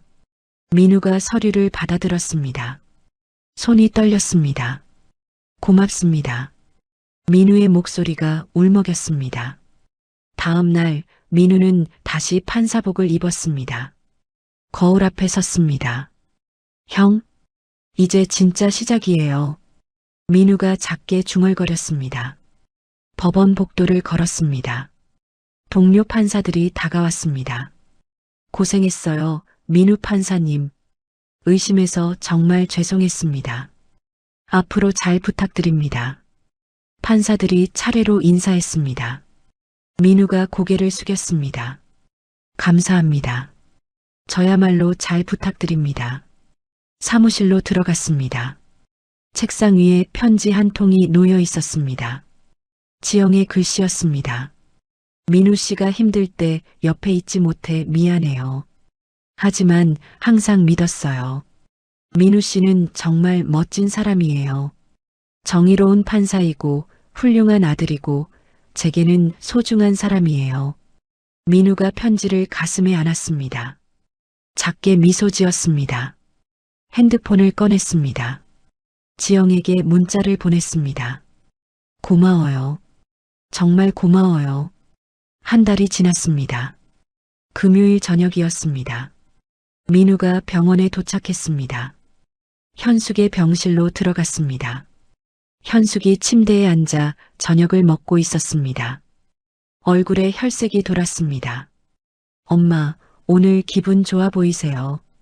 민우가 웃으며 말했습니다. 그래, 의사 선생님이 좋아졌대. 치료가 잘 되고 있다고. 현숙이 민우의 손을 잡았습니다. 이번 주 재판은 어땠니? 20년 넘게 일한 노동자가 부당해고 당한 사건이었어요. 회사 편을 들어주는 게 쉬웠을 텐데 전 노동자 편을 들어줬어요. 승소 판결을 내렸어요. 민우의 목소리에 자부심이 묻어났습니다. 그래, 잘했어. 민준이도 하늘에서 얼마나 자랑스러워하겠니. 현숙이 미소 지었습니다. 의사 선생님이 2년은 거뜬하다고 하셨어요.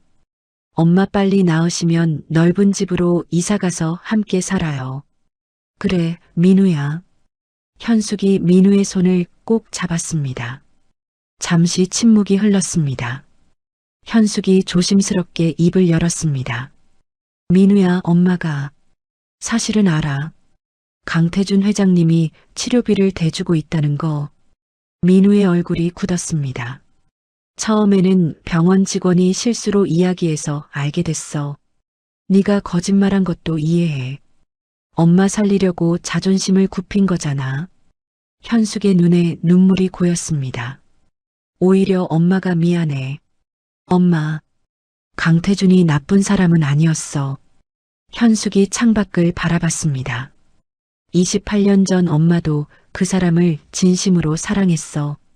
그 사람도 엄마를 사랑했고, 근데 어쩔 수 없는 상황이 있었어. 현숙이 민우를 바라봤습니다. 그분 아버지가 정략 결혼을 강요했어. 거부하면 회사에서 쫓아내겠다고 협박했대. 태준 씨는 고민 끝에 사업을 선택했지. 근데 우리를 완전히 버린 건 아니었어. 그럼요. 매달 생활비를 보내주려고 했어. 근데 엄마가 자존심 때문에 거부했어. 연락을 끊었지. 현숙이 고개를 숙였습니다. 내게 아버지가 교통사고로 죽었다고 거짓말을 했어. 그게 복수였고 분노였어. 근데 그게 옳은 선택이 아니었어. 현숙의 눈물이 떨어졌습니다. 네가 아버지 없이 얼마나 힘들었는지 엄마가 다 알아. 이제라도 아버지를 받아들여봐. 그분도 28년 동안 고통받았어. 진심으로 널 아들로 인정하고 싶어 해. 현숙이 민우의 손을 꼭 잡았습니다. 민우가 눈물을 닦았습니다. 생각해 볼게요, 엄마. 민우가 작게 대답했습니다. 병실을 나왔습니다.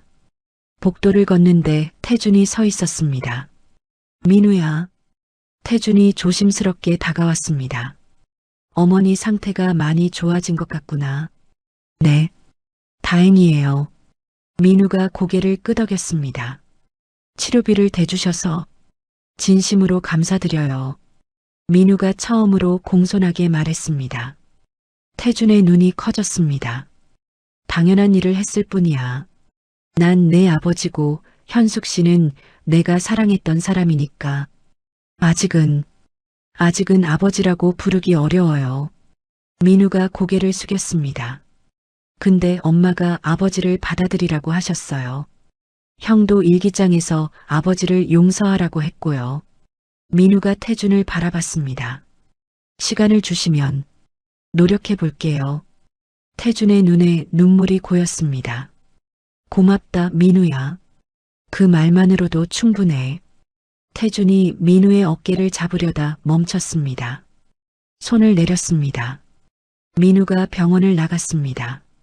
며칠 후 서울중앙지방법원이었습니다. 검찰이 준서를 기소했습니다. 무고 교사 및 뇌물공여 혐의였습니다. 재판이 열렸습니다. 방청석에 태준이 앉았습니다. 준서가 피고인석에 섰습니다. 판사가 물었습니다. 피고인은 혐의를 인정하십니까? 네, 인정합니다. 준서가 고개를 숙였습니다. 제가 최민석에게 5천만 원을 주고 강민우 판사를 음해하도록 했습니다. 모두 제 잘못입니다. 준서의 목소리가 떨렸습니다. 강민우 판사님께 진심으로 사과드립니다. 준서가 방청석을 돌아봤습니다. 하지만 민우는 법정에 없었습니다. 판결이 나왔습니다.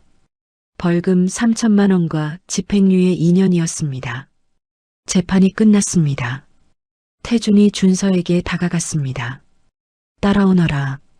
태준이 준서를 차에 태웠습니다. 차는 추모공원으로 향했습니다. 민준의 묘소였습니다.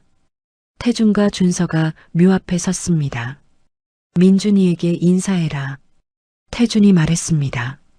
준서가 무릎을 꿇었습니다. 민준아, 미안해. 동생을 음해한 죄 평생 갚을게. 준서의 목소리가 떨렸습니다. 눈물이 흘렀습니다. 태준이 묘비를 쓰다듬었습니다. 민준이가 살아있었다면 동생을 음해하는 형을 보고 어떻게 생각했을까? 실망했을 겁니다. 민준이는 저와 달리 따뜻하고 정의로운 사람이었으니까요. 준서가 고개를 떨구었습니다. 태준이 준서 옆에 앉았습니다. 준서야, 아버지가 미안하다. 네. 널 후계자로 키우면서 1등 하라고, 완벽하라고, 강해지라고 많은 걸 요구했어. 근데 정작 중요한 걸 가르쳐 주지 못했어. 태준의 목소리가 떨렸습니다. 사람다움, 형제를 사랑하는 법, 약한 사람을 배려하는 법, 정직하게 사는 법. 준서가 아버지를 봤습니다. 늦지 않았어. 지금부터라도 바뀌자. 민우에게 진심으로 사과하고 형제로서 다시 시작하자. 민우가 저를 용서할까요? 준서가 물었습니다. 진심을 보이면 언젠가는 마음을 열 거야. 태준이 준서의 어깨를 두드렸습니다. 그날 저녁이었습니다. 준서가 관악구 빌라를 찾아갔습니다. 초인종을 눌렀습니다. 민우가 문을 열었습니다. 민우의 얼굴이 굳었습니다. 무슨 일이세요? 민우야. 준서가 깊게 고개를 숙였습니다. 90도로 허리를 굽혔습니다. 정말 죄송해. 내가 너무 큰 잘못을 저질렀어. 변명의 여지가 없어. 준서의 목소리가 떨렸습니다. 이제 와서 사과한다고 용서받을 수 있다고 생각하세요? 민우의 목소리가 차갑습니다. 용서를 바라는 게 아니야. 그냥 내 잘못을 인정하고 싶었어. 준서가 고개를 들었습니다. 눈이 충혈되어 있었습니다. 평생 후계자로 살았어. 아버지 기대를 저버리면 안 된다는 압박 속에서 널 경쟁자로만 봤어. 동생이 아니라 제거해야 할 대상으로. 준서가 주먹을 쥐었습니다. 근데 그건 변명이야. 내가 비겁했어. 형으로서 자격이 없었어. 민우가 한참 준서를 바라봤습니다. 형도 아버지의 압박에 짓눌린 피해자라는 건 인정해요. 민우가 작게 말했습니다. 하지만 용서는 시간이 필요해요.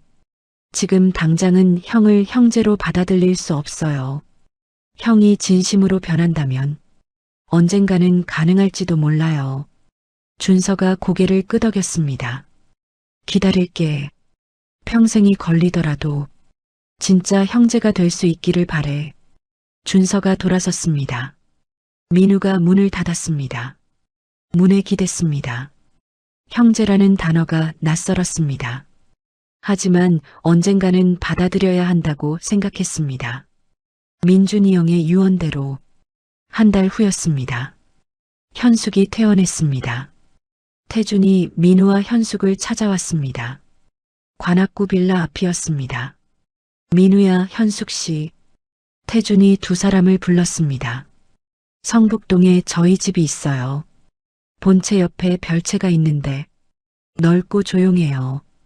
현숙 씨가 요양하기 좋고 병원도 가까워요. 태준이 조심스럽게 말했습니다. 가족이 함께 사는 게 당연하지 않을까요? 현숙이 망설였습니다. 민우가 현숙의 손을 잡았습니다. 엄마, 한번 가봐요. 싫으면 다시 나오면 돼요. 현숙이 태준을 바라봤습니다. 폐를 끼치지 않을까 걱정돼요. 폐가 아니에요. 가족이에요. 태준이 간청했습니다. 현숙이 한참 고민하다 고개를 끄덕였습니다. 일주일 후였습니다. 민우와 현숙은 성북동 별채로 이사했습니다. 2층짜리 한옥 스타일의 아름다운 집이었습니다. 넓은 마당에 정원이 있었습니다. 현숙이 집안을 둘러봤습니다. 꿈만 같아. 현숙이 감탄했습니다. 엄마, 여기서 건강하게 오래 사세요. 민우가 현숙을 안았습니다. 고마워, 민우야. 현숙이 눈물을 흘렸습니다. 그날 저녁이었습니다. 본체 거실이 분주했습니다. 태준이 박연희와 마주 앉았습니다. 민우와 현숙 씨가 별채로 이사 왔어요. 태준이 말했습니다. 박연희의 얼굴이 굳었습니다. 28년 동안 제가 아내로서 지켜왔는데 이제 와서 다른 여자와 그 아들을 집으로 들이는 건 받아들일 수 없어요. 박연희의 목소리가 차가웠습니다. 별채는 독립된 공간이에요. 일부러 마주치지 않으면 볼 일도 없어요. 현숙 씨는 아픈 사람이에요. 요양이 필요해요. 태준이 설득했습니다. 박연희는 끝까지 불편한 기색을 감추지 않았습니다. 하지만 더 이상 반대하지는 않았습니다. 며칠 후 본체 거실에서 가족회의가 열렸습니다. 태준, 박연희, 준서, 민지가 앉았습니다. 민우와 현숙도 불려왔습니다. 태준이 서류를 펼쳤습니다. 민우를 법적으로 인정하고 회사 지분 10%와 개인 재산 30억 원을 상속하겠습니다. 태준이 발표했습니다.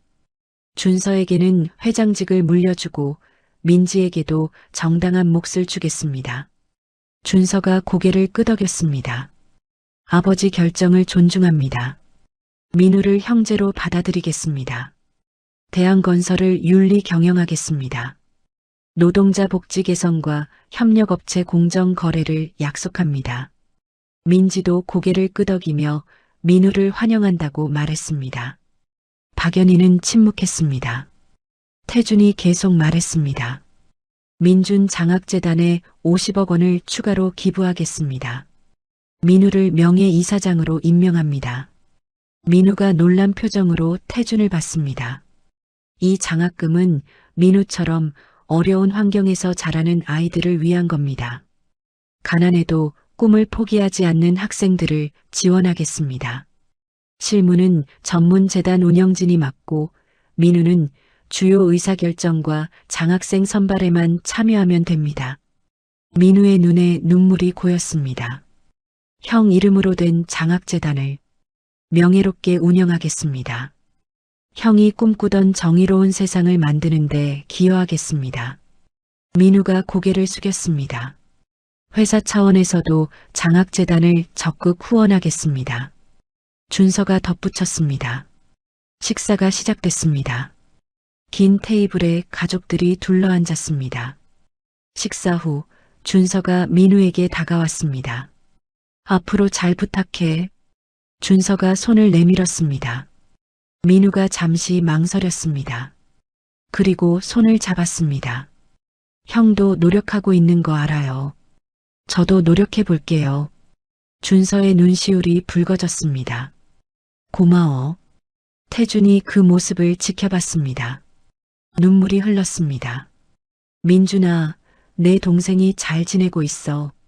형제들도 화해하고 있어. 이제 모두 가족이 되어가고 있어. 태준이 속으로 중얼거렸습니다. 현숙도 그 장면을 봤습니다. 태준과 눈이 마주쳤습니다. 현숙이 작게 고개를 끄덕였습니다. 태준도 고개를 숙였습니다. 28년 만에 화해였습니다. 창밖으로 달빛이 들어왔습니다. 따뜻한 밤이었습니다. 3개월이 지났습니다. 2025년 봄이었습니다.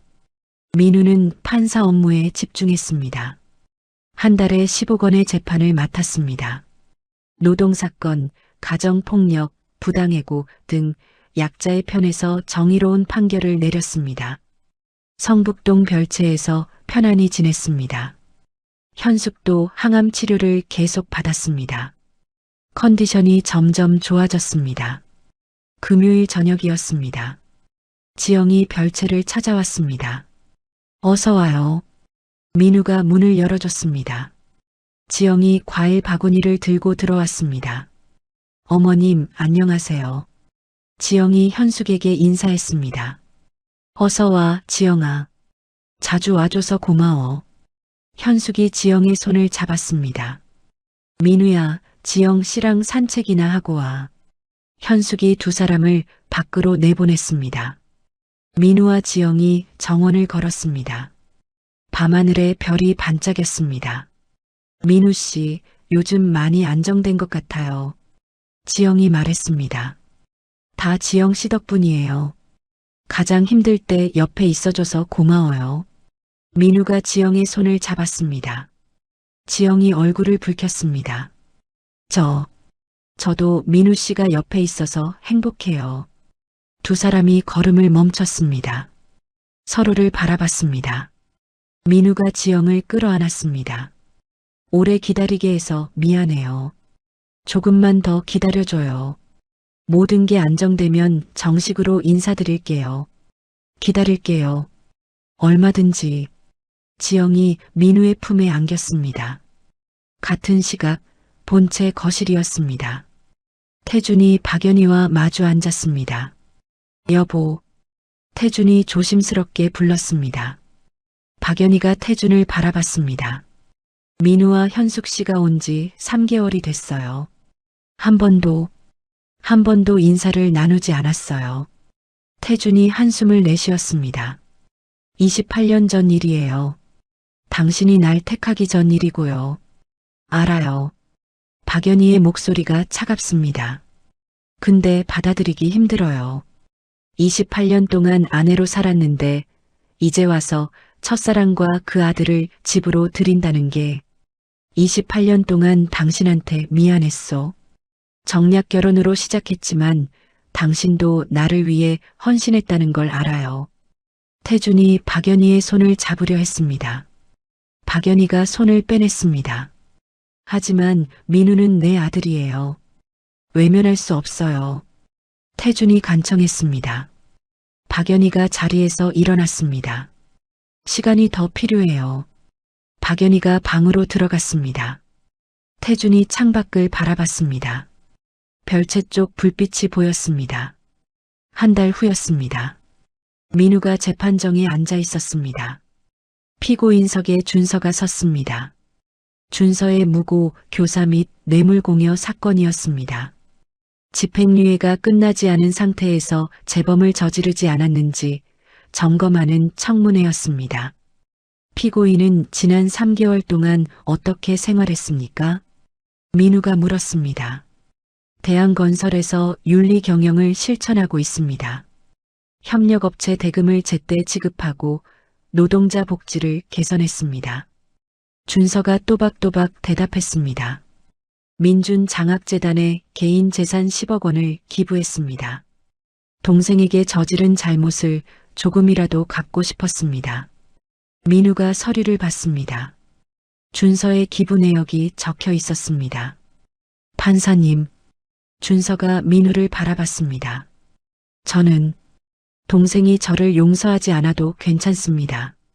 다만 제가 진심으로 변하고 있다는 걸 보여주고 싶습니다. 민우가 준서를 바라봤습니다. 준서의 눈빛이 28년 전과 달랐습니다. 진심이 담겨 있었습니다. 피고인이 진심으로 변화하고 있음을 인정합니다. 앞으로도 윤리적으로 생활하길 바랍니다. 민우가 판결문을 읽었습니다. 청문회가 끝났습니다. 준서가 민우에게 다가왔습니다. 고마워, 민우야. 형도 힘내세요. 민우가 작게 미소 지었습니다. 준서의 눈에 눈물이 고였습니다. 그날 저녁이었습니다. 태준이 별채를 찾아왔습니다. 현숙 씨, 잠깐 이야기 좀 할까요? 태준이 조심스럽게 말했습니다. 현숙이 고개를 끄덕였습니다. 두 사람이 정원 벤치에 앉았습니다. 28년 만에 이렇게 가까이 앉네요. 현숙이 먼저 말했습니다. 그러게요. 태준이 밤하늘을 올려다봤습니다. 미안했소, 현숙 씨. 태준의 목소리가 떨렸습니다. 28년 전 당신을 지키지 못한 것, 민우와 함께 살지 못한 것, 정말 미안했소. 저도 미안했어요. 현숙이 고개를 숙였습니다. 제 자존심 때문에 아이한테 아버지를 빼앗았어요. 민우가 얼마나 아버지를 그리워했는지, 아버지 날마다 얼마나 외로워했는지. 현숙의 눈에서 눈물이 흘렀습니다. 태준이 손수건을 건넸습니다.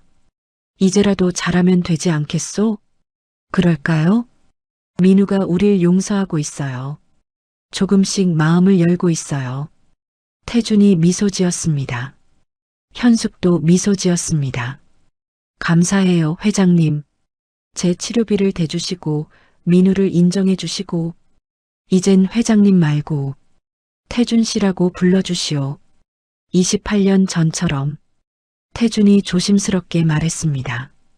현숙이 잠시 망설였습니다.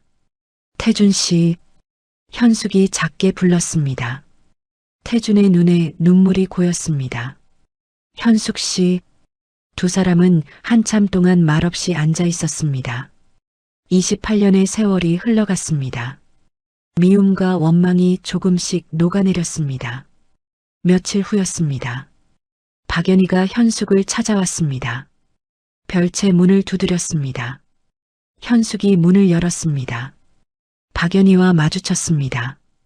두 여자가 처음으로 대면했습니다. 들어오세요. 현숙이 문을 열어줬습니다. 박연희가 거실에 앉았습니다. 현숙이 차를 내왔습니다. 28년 동안 태준 씨를 잘 지켜주셔서 고마워요. 현숙이 먼저 말했습니다. 박연희가 놀란 표정으로 현숙을 봤습니다. 전 태준 씨를 사랑했지만 함께할 수 없었어요. 대신 부인께서 옆에 계셨잖아요. 감사해요. 현숙이 고개를 숙였습니다. 박연희의 눈에 눈물이 고였습니다. 저도 미안해요. 처음부터 정략 결혼이었어요. 사랑 없는 결혼이었죠. 그래도 28년을 함께 살았어요. 박연희가 차를 한 모금 마셨습니다. 이제 와서 첫사랑이 나타나니 솔직히 화났어요. 질투도 났고요. 이해해요. 현숙이 고개를 끄덕였습니다. 근데 부인께선 아무 잘못이 없으세요. 민우도 그래요. 우린 그저 시대의 희생자였을 뿐이에요. 두 여자가 서로를 바라봤습니다. 민우는 좋은 아이더군요. 판사로서 훌륭하고 아들로서도 효자고. 박연희가 말했습니다. 감사해요. 현숙이 미소 지었습니다. 준서도 요즘 많이 변했어요. 민우 덕분인 것 같아요. 박연희도 미소 지었습니다. 두 여자는 1시간 넘게 이야기를 나눴습니다. 처음에는 어색했지만 점차 편해졌습니다.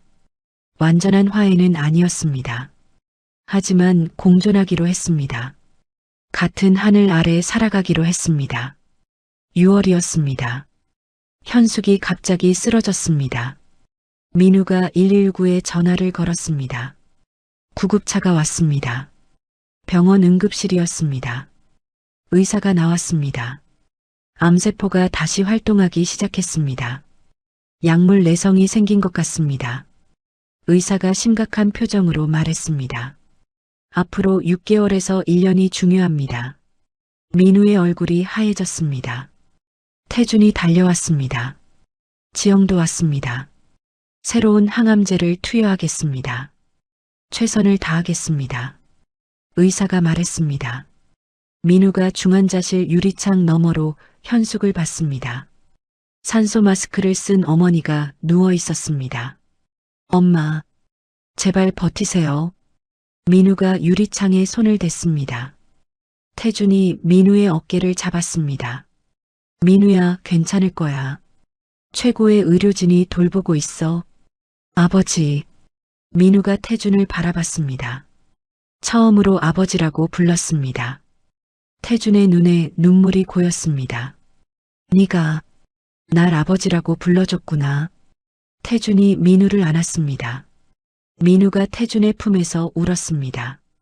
엄마가 죽으면 전 혼자예요. 형도 없고 엄마마저 가시면 혼자가 아니야. 내가 있어. 준서도 있고 민지도 있고 지영 씨도 있어.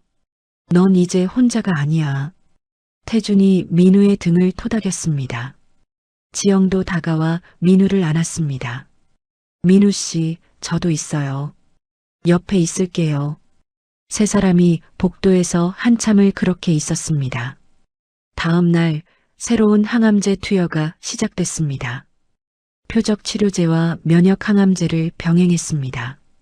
일주일이 지났습니다. 현숙의 상태가 조금씩 안정됐습니다. 2주일 후 현숙이 일반 병실로 옮겨졌습니다. 민우가 병실에 들어갔습니다. 현숙이 침대에 앉아 있었습니다. 엄마. 민우가 현숙의 손을 잡았습니다. 민우야. 엄마 조금 나아진 것 같아. 현숙이 미소 지었습니다. 네, 엄마. 의사 선생님이 새 약이 효과가 있대요. 조금만 더 버티세요. 그래, 버틸게. 내 결혼식 볼 때까지는 꼭. 현숙이 민우의 손을 꼭 잡았습니다. 네가 행복한 모습 보고 싶어. 민우의 눈에 눈물이 고였습니다. 오래오래 사셔야 해요, 엄마. 손주도 보셔야 하고 제가 부장판사 되는 것도 보셔야죠. 그래, 다 볼 거야. 엄마 힘낼게. 현숙이 미소 지었습니다. 그날 저녁이었습니다. 태준이 병실을 찾아왔습니다. 민우가 자리를 비켜줬습니다. 태준과 현숙이 단둘이 남았습니다. 현숙 씨, 새 약이 효과가 있다니 다행이요. 태준이 말했습니다. 태준 씨 덕분이에요. 최고의 의료진을 보내주시고 비싼 약도 써주시고 당연한 일 했을 뿐이요. 태준이 현숙의 손을 잡았습니다. 현숙이 손을 빼지 않았습니다. 28년 전에 우리가 함께했다면 어땠을까요? 현숙이 물었습니다. 행복했을 거요. 민준이와 민우를 함께 키우고 평범하지만 따뜻한 가정을 꾸렸을 거요. 태준의 목소리가 떨렸습니다. 후회되세요? 후회돼요. 평생 후회하며 살았소. 저도요. 현숙이 눈물을 흘렸습니다. 하지만 이제라도 함께할 수 있잖아요. 가족으로. 태준이 현숙의 손을 꼭 잡았습니다. 네, 가족이에요. 현숙이 미소 지었습니다. 두 사람은 한참 동안 손을 잡고 있었습니다. 28년의 세월이 흘렀지만 마음속 사랑은 여전했습니다.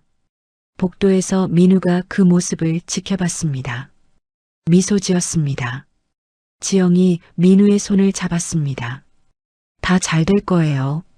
네, 그럴 거예요. 민우가 고개를 끄덕였습니다. 창밖으로 석양이 지고 있었습니다. 붉은 노을이 하늘을 물들였습니다. 긴 터널을 지나 빛이 보였습니다.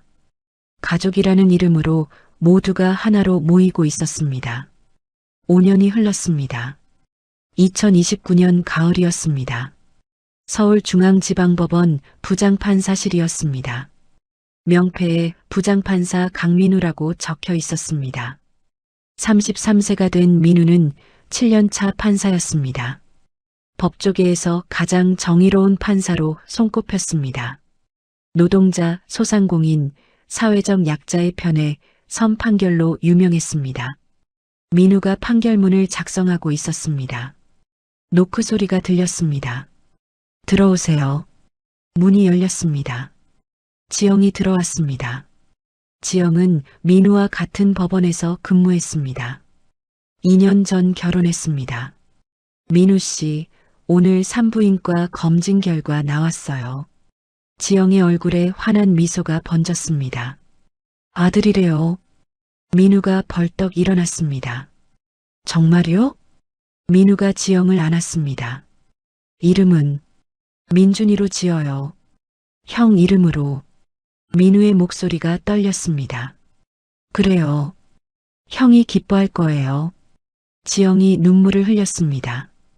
그날 저녁 성북동 본체였습니다. 가족들이 모였습니다. 태준, 현숙, 박연희, 준서, 민지가 테이블에 앉았습니다. 민우와 지영도 함께였습니다. 가족 여러분께 좋은 소식을 전하려고 합니다. 민우가 일어섰습니다. 지영이가 임신했습니다. 아들이고요. 이름은 민준이로 지으려고 합니다. 박수 소리가 터졌습니다. 현숙이 울었습니다. 민준이라니. 고마워, 민우야. 현숙이 민우의 손을 잡았습니다. 태준도 눈물을 닦았습니다. 민준이가 하늘에서 얼마나 기뻐하겠니? 준서가 민우에게 다가왔습니다. 축하해, 민우야. 형이 조카 선물 크게 줄게. 고마워요, 형. 민우가 준서와 포옹했습니다. 5년 동안 두 사람은 진짜 형제가 됐습니다. 준서는 대한건설 회장이 됐습니다. 윤리 경영을 실천했습니다. 협력업체와 상생했습니다. 노동자 복지를 개선했습니다. 민지도 민우를 진심으로 오빠로 대했습니다. 장학재단에 매년 기부했습니다. 박연희도 조금씩 마음을 열었습니다. 완전히 받아들이지는 못했지만 최소한 공존했습니다. 가끔 현숙과 차를 마셨습니다. 현숙은 5년을 버텼습니다. 새로운 표적 치료제가 효과를 보였습니다. 암세포 증식이 억제됐습니다. 완치는 아니었지만 안정적으로 관리됐습니다. 태준과 현숙은 자주 만났습니다. 함께 산책했습니다. 28년의 공백을 조금씩 채워갔습니다. 식사가 끝났습니다. 태준이 서류를 꺼냈습니다. 민준 장학재단 보고를 하겠습니다. 태준이 안경을 썼습니다. 지난 5년간 800명의 학생을 지원했습니다. 120명이 대학에 진학했고 10명이 의사와 변호사가 됐습니다. 태준의 목소리에 자부심이 묻어났습니다. 민준이가 꿈꾸던 정의로운 세상이 조금씩 만들어지고 있습니다. 민우가 고개를 끄덕였습니다. 형이 자랑스러워할 거예요. 6개월이 지났습니다. 2030년 4월이었습니다. 병원 분만실이었습니다. 아기 울음소리가 들렸습니다. 축하합니다. 건강한 아들입니다. 간호사가 아기를 안고 나왔습니다.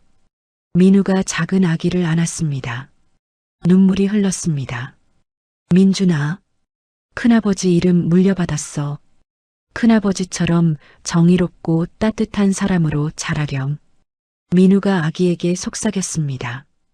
복도에서 가족들이 기다렸습니다. 태준, 현숙, 준서, 민지, 박연희 모두가 왔습니다. 민우가 아기를 안고 나왔습니다. 민준이에요. 현숙이 아기를 안았습니다. 눈물을 흘렸습니다. 민준아, 할머니야. 할머니 목소리 들려? 태준도 아기를 안았습니다. 우리 손주, 할아버지가 너 정말 많이 사랑할 거야. 준서가 조카를 안았습니다. 민준아, 큰아버지야. 큰아버지가 많이 아껴줄게. 가족들이 차례로 아기를 안았습니다. 민우는 그 모습을 지켜봤습니다. 가슴이 벅차올랐습니다. 형, 보고 있어? 형 이름을 물려받은 조카가 태어났어. 우리 모두 행복해. 민우가 속으로 중얼거렸습니다. 5년이 또 흘렀습니다. 2035년 4월이었습니다. 39세가 된 민우는 서울고등법원 부장판사가 됐습니다. 법조계에서 가장 존경받는 판사 중 한 명이었습니다. 8살이 된 민주는 밝고 건강하게 자랐습니다. 토요일 아침이었습니다. 민우가 민준의 손을 잡았습니다. 민준아, 오늘 어디 가는지 알지? 응, 큰아버지 묘소 가는 거야. 민준이 환하게 웃었습니다. 추모공원에 도착했습니다. 민준의 묘소였습니다. 10명이 넘는 사람들이 모여 있었습니다. 민준 장학재단 장학생들이었습니다. 10년간 장학생이 확대됐습니다. 의사 10명, 변호사 12명, 교사 15명이 배출됐습니다. 대학생과 고등학생 포함 매년 100명을 지원했습니다. 태준이 단상에 섰습니다. 82세가 됐지만 여전히 정정했습니다. 오늘 이렇게 많은 분이 민준이를 찾아주셔서 감사합니다. 태준의 목소리가 떨렸습니다. 민준이는 16년 전 우리 곁을 떠났습니다. 하지만 민준이의 꿈은 여러분을 통해 계속되고 있습니다. 장학생 대표가 나왔습니다. 의사가 된 김하늘이었습니다. 저는 가난한 집에서 자랐습니다. 대학 포기를 생각했을 때 민준 장학재단이 저를 도와줬습니다. 지금 저는 의사가 됐고 무료 진료소에서 일하고 있습니다. 강민준 판사님의 꿈이 저를 통해 이어지고 있습니다. 변호사가 된 이수진이 나왔습니다. 저도 편모 가정에서 자랐습니다. 민준 장학재단 덕분에 법대를 졸업했고 변호사가 됐습니다. 지금은 무료 법률 구조를 하고 있습니다. 강민준 판사님처럼 약자의 편에 서고 있습니다. 장학생들이 차례로 증언했습니다. 민준의 꿈이 살아있었습니다. 민우가 아들 민준의 손을 잡고 묘 앞에 섰습니다. 형, 나왔어. 아들 민준이 데리고 왔어. 민우가 묘비를 쓰다듬었습니다. 8살 민준이 묘비 앞에 섰습니다. 큰아버지, 안녕하세요. 저 민준이에요. 큰아버지 이름 물려받았어요. 어린 민준이 또박또박 말했습니다. 아빠가 그랬어요. 큰아버지는 정말 착하고 멋진 사람이었대요. 저도 큰아버지처럼 될 거예요. 민우의 눈에 눈물이 고였습니다. 태준과 현숙이 다가왔습니다. 79세가 된 현숙은 조금 야위었지만 건강했습니다. 11년째 암과 싸우며 살아있었습니다. 완치는 아니었지만 기적적으로 버텼습니다. 민준아, 할머니야. 손주 민준이가 이렇게 잘 컸어. 네가 지켜주고 있는 거지? 현숙이 묘비에 손을 댔습니다. 태준도 무릎을 꿇었습니다. 민준아, 아빠야. 민우가 훌륭한 판사가 됐어. 지영이랑 결혼해서 아들 낳았어. 내 조카야. 내 이름 물려받았어. 태준의 목소리가 떨렸습니다. 준서도 많이 변했어. 진짜 형다운 형이 됐어. 대한건설을 윤리적으로 경영하고 있어. 민지도 잘 지내. 네가 그렇게 걱정하던 가족들, 이제 모두 행복해. 준서도 다가왔습니다. 47세가 됐습니다. 관록이 느껴졌습니다. 민준아, 나 준서야. 민우랑 진짜 형제가 됐어. 회사도 잘 운영하고 있어. 민준이가 자랑스러워할 만한 사람이 되려고 노력하고 있어. 준서의 7살 아들 민석이 작은 꽃을 놓았습니다. 민지도 5살 딸 서연이를 데리고 왔습니다. 오빠, 저 민지예요. 민우 오빠 정말 훌륭한 판사가 됐어요. 오빠가 꿈꾸던 정의로운 세상을 만들고 있어요. 박연희도 조용히 다가왔습니다. 민준아, 이제야 인사하네. 미안하구나.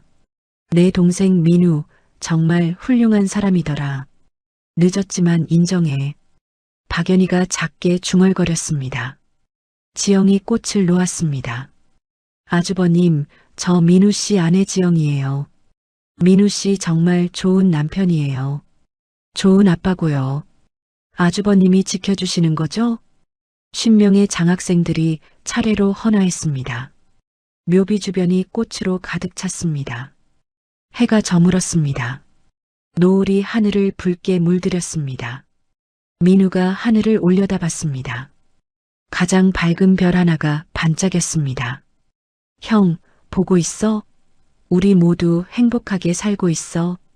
민우가 작게 속삭였습니다. 어린 민준이 아빠 손을 잡았습니다.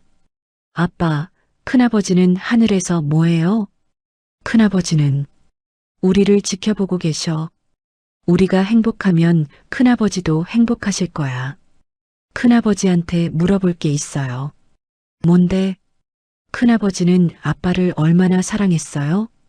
어린 민준이 천진난만하게 물었습니다. 민우가 아들을 안아 올렸습니다. 큰아버지는 아빠를 자기 목숨보다 더 사랑하셨어. 자기가 죽더라도 아빠가 평범하게 살기를 바라셨어. 그게 진짜 사랑이야. 민우의 목소리가 떨렸습니다. 와, 큰아버지 정말 멋있다. 어린 민준이 눈을 반짝였습니다. 태준이 가족들을 둘러봤습니다.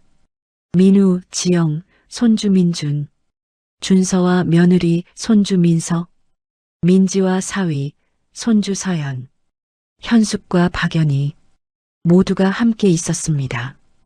28년 전에는 상상할 수 없던 광경이었습니다. 민준아, 네가 동생을 사랑해 달라고 했지. 이제 우리 모두 가족이 됐어. 네가 우리를 하나로 묶어줬어. 태준이 묘비를 어루만졌습니다. 하늘에서 별이 더욱 밝게 빛났습니다. 마치 민준이 대답하는 것 같았습니다. 가족들이 천천히 묘역을 떠났습니다. 50명의 장학생들도 뿔뿔이 흩어졌습니다. 민우가 마지막으로 묘비를 돌아봤습니다. 형, 또 올게. 사랑해. 민우가 작게 인사했습니다. 어린 민준이 손을 흔들었습니다. 큰아버지, 안녕. 석양이 지고 있었습니다. 붉은 노을이 묘역을 감쌌습니다. 아빠, 나 판사 합격했어. 형이 전해줘. 그렇게 시작된 이야기였습니다. 아버지 무덤을 몰라 형 무덤에 온 동생. 아들 무덤에서 소년을 발견하고 충격받은 재벌 회장. 28년의 세월이 흘렀습니다. 미움과 원망이 있었습니다. 갈등과 음모가 있었습니다. 하지만 결국 사랑이 이겼습니다. 용서가 승리했습니다. 가족이 하나가 됐습니다. 민주는 죽었지만 그의 꿈은 살아있었습니다. 800명의 장학생을 통해, 조카 민준을 통해, 가족의 화해를 통해 별이 밤하늘에서 반짝였습니다. 민준의 축복이었습니다. 민우가 아들 손을 잡고 걸었습니다. 지영이 옆에서 걸었습니다. 태준과 현숙이 뒤에서 따라왔습니다.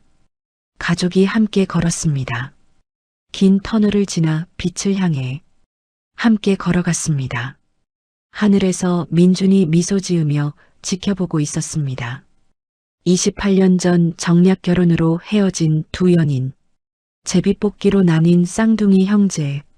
아버지가 죽었다고 믿으며 자란 아들. 형의 무덤에서 아빠 나 판사 합격했어라고 외쳤지만 아버지 무덤을 몰라 갈 수 없었던 청년. 그곳에서 우연히 만난 아버지와 아들. 28년 만의 재회는 충격과 혼란으로 시작됐습니다.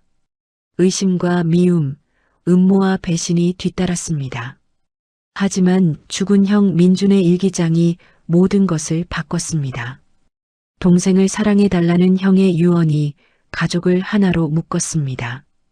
미움은 용서로, 원망은 화해로, 갈등은 사랑으로 변했습니다. 28년의 상처가 치유되고 흩어진 가족이 다시 모였습니다. 민주는 죽었지만 그의 꿈은 800명의 장학생을 통해, 조카 민준을 통해, 가족의 사랑을 통해 영원히 살아있습니다. 진짜 사랑은 끝나지 않습니다. 진짜 가족은 포기하지 않습니다. 이야기를 끝까지 들어주신 분이 계시다면 잘 들었다고 댓글 하나만 남겨주세요. 감사합니다.